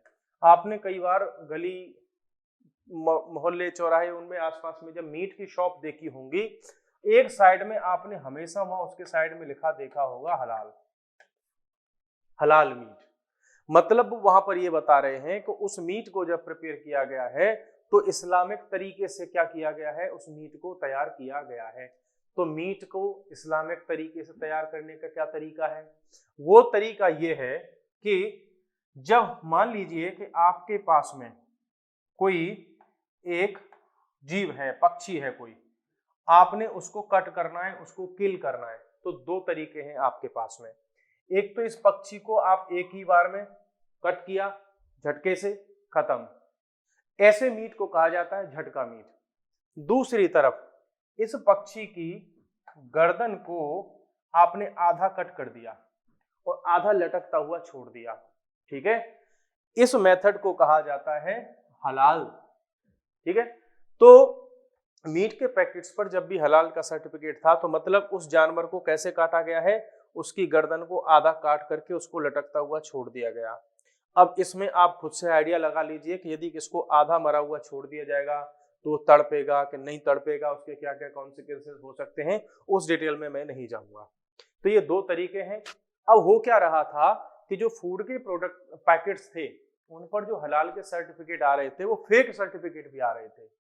अच्छा ठीक है, मीट में तो आप हम मान लिया भाई कि भाई इस्लाम में ये मीट को जो है जानवर को मारने का, एनिमल को किल करने का तरीका ये है। अब वो नॉन मीट आइटम पर भी हलाल से सर्टिफिकेट हमको देखने को मिल रहे थे। मान लीजिए मैं बोल दूं दाल, ठीक है, मैंने बोल दिया मान लो मैंगो के पैकेट पर हमने क्या लगा दिया, हलाल का सर्टिफिकेट लगा दिया। तो भाई इसका तो पता नहीं कि वो कौन सा उसमें लॉजिक लगा रहे हैं कि कौन सा मैंगो हलाल है और कौन सा मैंगो हराम है। तो ये तो बिल्कुल अलग ही टाइप का कॉन्सेप्ट हो गया। अब इसको गवर्नमेंट ने क्या कर दिया, यूपी गवर्नमेंट ने बैन कर दिया। ठीक है, उनका क्या तर्क है, उनका तर्क है कि भाई ये जो सर्टिफिकेट्स थे ये फेक लगाए जा रहे थे और जिन ऑर्गेनाइजेशंस को परमिशन है उसके अलावा भी गली कूचे पे दुकान खुल गई कि हम भी हलाल का सर्टिफिकेट देंगे और हम भी सर्टिफिकेट देंगे। ठीक है, अब आप इस पर अपनी मर्जी से कुछ आइडियाज लेकर के आ सकते हो, सोच सकते हो कि यार इससे सोसाइटी को कितना बड़ा लॉस हो सकता है। कि कल को आज तो मान लीजिए कि इस्लामिक दो ऑर्गेनाइजेशन हैं जो ये सर्टिफिकेट देती हैं। एक तो है जमीयत उलेमाए हिंद, इसकी हलाल यूनिट है, ये देती है, और एक दूसरी ऑर्गेनाइजेशन है हलाल शरीयत इस्लामिक लॉ बोर्ड। ये दो ऑर्गेनाइजेशन अभी तक जो इंडिया में इसके सर्टिफिकेट देती हैं, लेकिन इसके अलावा भी बहुत सारे लोगों ने सर्टिफिकेट देना शुरू कर दिया। अब आप खुद से सोचिए कि दुकानों पर यदि आप साबुन का पैकेट लेने जा रहे हैं, आप डिटर्जेंट लेने जा रहे हैं, आप शैम्पू लेने जा रहे हैं, कल को उन सब पर भी हलाल का सर्टिफिकेट लगना स्टार्ट हो गया, है ना, तो सोसाइटी के लिए कितनी बड़ी प्रॉब्लम हो सकती है। आप सोचिए कि इस्लाम वाले अपने हलाल का सर्टिफिकेट लगाएं, बौद्धिज्म वाले भी अपना कोई सर्टिफिकेट लगा दें, सिख धर्म वाले भी अपना कोई सर्टिफिकेट लगा दें, जैन लोग भी अपना सर्टिफिकेट लगा दें, और ये सब के सब बोल दें हलाल का सर्टिफिकेट लगा करके कि भाई मुसलमान लोग उसी चीज को खाएं जिस पर हलाल लिखा हो, अर्थात मुस्लिम्स की अलग इकोनॉमी हो गई। सिख धर्म वाले बोल दें कि इस पर वही जो है आप प्रोडक्ट को कंज्यूम करें जिस पर हमारा जो सिख धर्म का कोई लोगो या ऐसा कुछ लगा हो। जैन धर्म वाले बोल दें, बौद्ध बोल दें, हिंदू बोल दें, तो सोसाइटी में कितना बड़ा डिवीजन क्रिएट हो सकता है ना। इससे क्या बढ़ेगी, सोसाइटी में एनिमोसिटी बढ़ेगी। कि अभी तक तो हम जब साबुन खरीदने जाते हैं, फ्रूट्स खरीदने जाते हैं, तो ये थोड़ी सोचते हैं कोई हिंदू बेच रहा है या मुसलमान बेच रहा है। लेकिन अगर ये चीजें प्रोडक्ट्स पर आना स्टार्ट हो गई तो क्या हम फिर एक्सपेक्ट करेंगे कि इंडिया में यूनिटी जैसा कुछ रह जाएगा? तो धर्म के बेसिस पर अगेन फिर से देश में क्या हो जाएंगे, डिविजन्स हो जाएंगे, जो कि सोसाइटी के लिए बहुत ज्यादा कैसा होगा, हार्मफुल होगा इंडिया की यूनिटी और इंटेग्रिटी के लिए। ठीक है, तो ये जो दो ऑर्गेनाइजेशन है इनको परमिशन दी थी national accreditation board for certification bodies. इसने क्या दिया था, इनको परमिशन दी थी कि ठीक है भाई आप ये सर्टिफिकेट जारी करो। लेकिन इसके अलावा भी लोगों ने क्या करना स्टार्ट कर दिया, ये सब बांटना स्टार्ट कर दिया। और ये जो NABCB है, इसको ये काम करती है एक बोर्ड के अंदर जिसका नाम है क्वालिटी काउंसिल ऑफ इंडिया के अंदर ये काम करती है। और क्वालिटी काउंसिल ऑफ इंडिया क्या है, एक नॉन प्रॉफिट ऑर्गेनाइजेशन है ministry of commerce and industry के अंदर। तो ये बहुत ज्यादा लाइमलाइट में रहा, नेशनल न्यूज में बहुत कुछ रहा, और कई बार तो इसको ये जो हलाल सर्टिफिकेट इसको इंटरनेशनल लेवल पर भी बहुत कई बार न्यूज में रहा है ये टॉपिक, कि हलाल मीट और ये नॉन हलाल की हलाल इकोनॉमी, ऐसा भी एक वर्ड जो है न्यूज में काफी रहा है, जो ये कहता है कि ये भाई सोसाइटी के लिए बहुत ज्यादा खतरनाक है, केवल इंडिया के लिए नहीं बल्कि नेशनल और इंटरनेशनल लेवल पर सोसाइटी में क्या हो सकता है, इससे डिवीजन हो सकता है। अब देखो ये हलाल सर्टिफिकेट, ठीक है, हलाल सर्टिफिकेट उन प्रोडक्ट्स पर भी लगाया जाता है जो है मुस्लिम कंट्रीज जो है उनमें जब माल एक्सपोर्ट किया जाता है। तो अब आप समझ गए होंगे कि ये हलाल का मेन कॉन्सेप्ट क्या है। ठीक है, अब आपको एक चीज और बता देता हूं मैं, पहले ही कहीं आप कंफ्यूज हो जाएं। देखो आप हलाल और हलाला दोनों को एक ना समझ लेना। हलाल मीट को कट करने का तरीका है, यहां इस सेंस में देखें, हलाल मतलब दैट इज परमिसिबल, और हलाला ये एक प्रथा है इस्लामिक कम्युनिटी में जो कि शादी, निकाह और तलाक से क्या रखती है, ये रिलेशन रखती है। आपको पता होगा कि हलाला क्या है कि जब एक जो है मियाँ बीवी में अगर झगड़ा हो जाए, पति उस बार बार बोल दे तलाक तलाक तलाक, और दोबारा फिर से वो सुबह साथ रहना चाहते हैं, तो वो फिर दोबारा से उनका निकाह कराया जाता है और वो महिला जो होती है उसको किसी और के साथ में रहना होता है, और उसके बाद अगेन फिर वो वहां तलाक देगी, तब अपने पुराने पति के पास में आएगी। ये अलग कॉन्सेप्ट है हलाला, और हलाल एक अलग कॉन्सेप्ट है। ठीक है, तो उन दोनों में कंफ्यूज नहीं होना है। चलिए आगे बढ़ते हैं।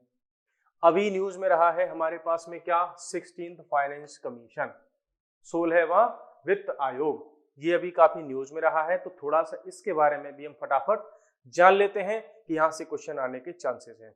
देखो, फाइनेंस कमीशन होता है, ये एक कॉन्स्टिट्यूशनल बॉडी है।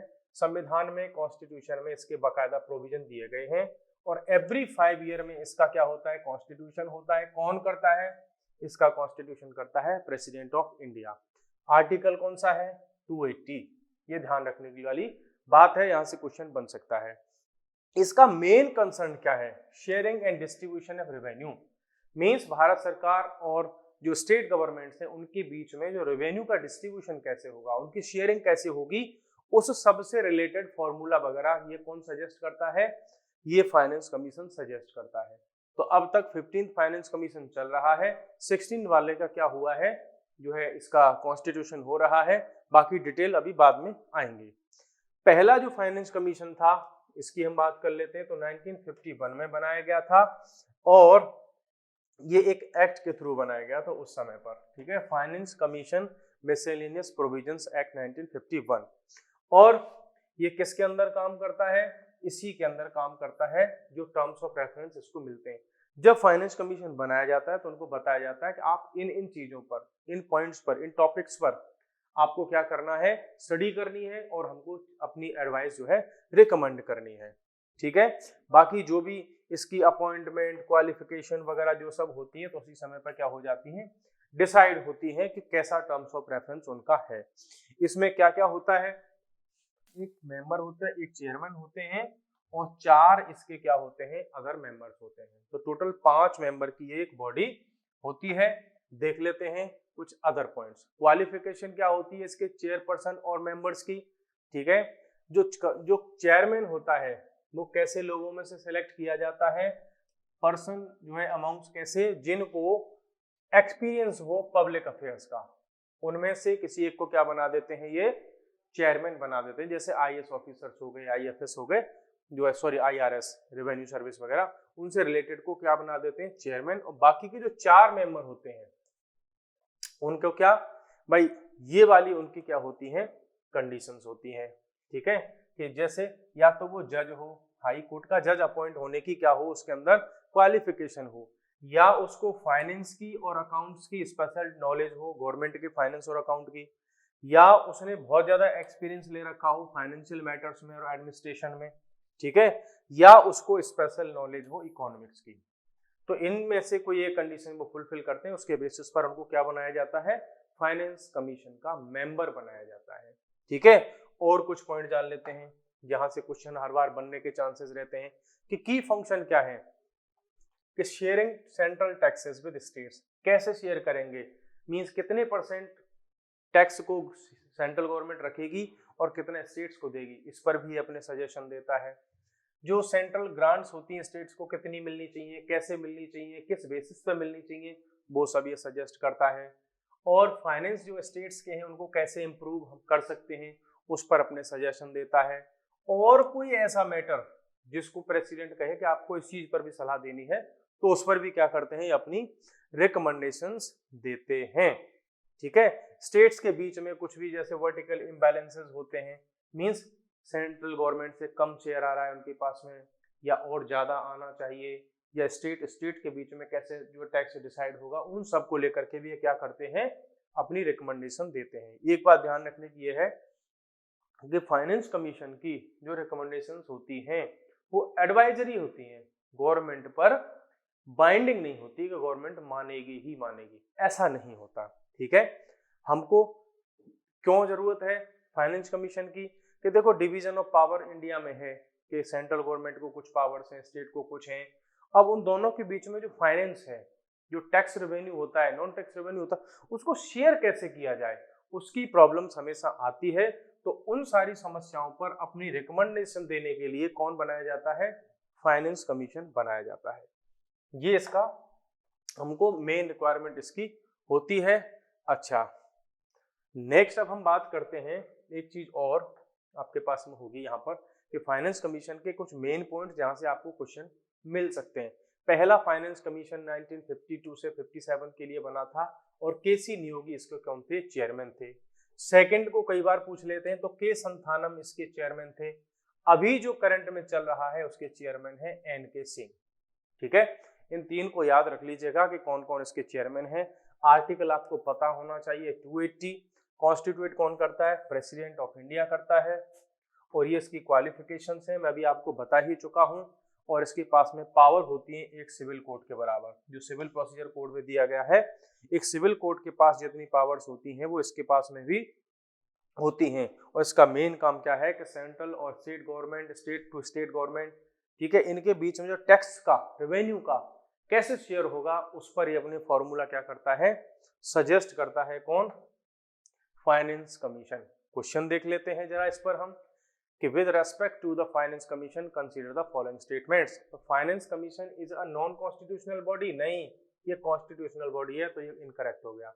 Recommendations made by the finance commission are only advisory, correct. तो केवल एक ही स्टेटमेंट क्या है, करेक्ट है। ओनली सेकंड वाला ही क्या है इसका, करेक्ट है। और जो फर्स्ट वाला क्या है, इनकरेक्ट है। ध्यान रखिएगा।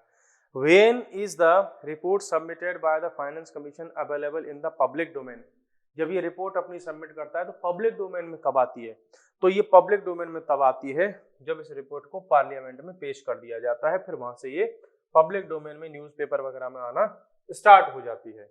नेक्स्ट हम कुछ और देख लेते हैं कि which are the 2 base years of the population taken by the 15th finance commission for the tax calculation के लिए। तो देखो टैक्स का जो कैलकुलेशन होता है कि किस स्टेट को कितनी % मिलेगा, नहीं मिलेगा, तो उसमें पॉपुलेशन को भी ध्यान में रखा जाता है। तो उसके लिए अभी तक का जो कैलकुलेशन था 2011 की पॉपुलेशन के बेसिस पर कैलकुलेशन इनका चल रहा है। Find the correct statement about the finance commission. देखो फाइनेंस कमीशन की recommendations are for a period of 6 years का चलता है। ये भाई 6 ईयर का क्या पूछ रहा है इन्होंने, करेक्ट स्टेटमेंट। ठीक है, the recommendations of financial FC are for a period of 6 years के लगभग तक इनकी होती हैं। Finance commission submit its report to the prime minister of India, ना। recommendations of the finance commission are binding in nature, बिल्कुल नहीं। First finance commission was appointed in 1661 to 1666, ना, बिल्कुल नहीं। तो इसकी जो रिकमेंडेशंस होती हैं लगभग 6 साल के आसपास हो सकती हैं। अगर ऑप्शन में 5 होता, 5 होता, तब भी हम इसको करेक्ट मान सकते थे। 5 साल के आसपास तक इसकी रिकमेंडेशंस चलती हैं। ठीक है, तो हमने देखो काफी इंपॉर्टेंट पॉइंट्स आपके साथ में डिस्कस कर दिए हैं। बाकी आपको पहले भी हम पीपीटी भेज चुके हैं और एक करीब 100 से ज्यादा क्वेश्चंस की पीपीटी जो है एक लिस्ट भी हम आपको सेंड कर चुके हैं। तो उनको आप एक बार ठीक से रिवाइज यदि कर लेंगे और फिर बाकी शाम को आराम से सोइएगा और हल्का सा इनको एक बार आप स्पीड बढ़ा करके भी आप देख सकते हैं। ठीक है, it is just for revision that you can have some interaction with new topics, so you can understand that how to deal with those questions who are related with current affair or general knowledge. तो friends, students, dear students, best of luck कल के आपके exam के लिए। मेरी बहुत सारी good wishes हैं आपके लिए। मेरे को भी जितना टाइम मिला उसमें आपके लिए बहुत सारे इंपॉर्टेंट टॉपिक्स हमने प्रिपेयर कर दिए। ठीक है, तो आज अपना इतना ही, बाकी आगे चीजें कंटिन्यू रहेंगी। All the best, thank you, bye bye.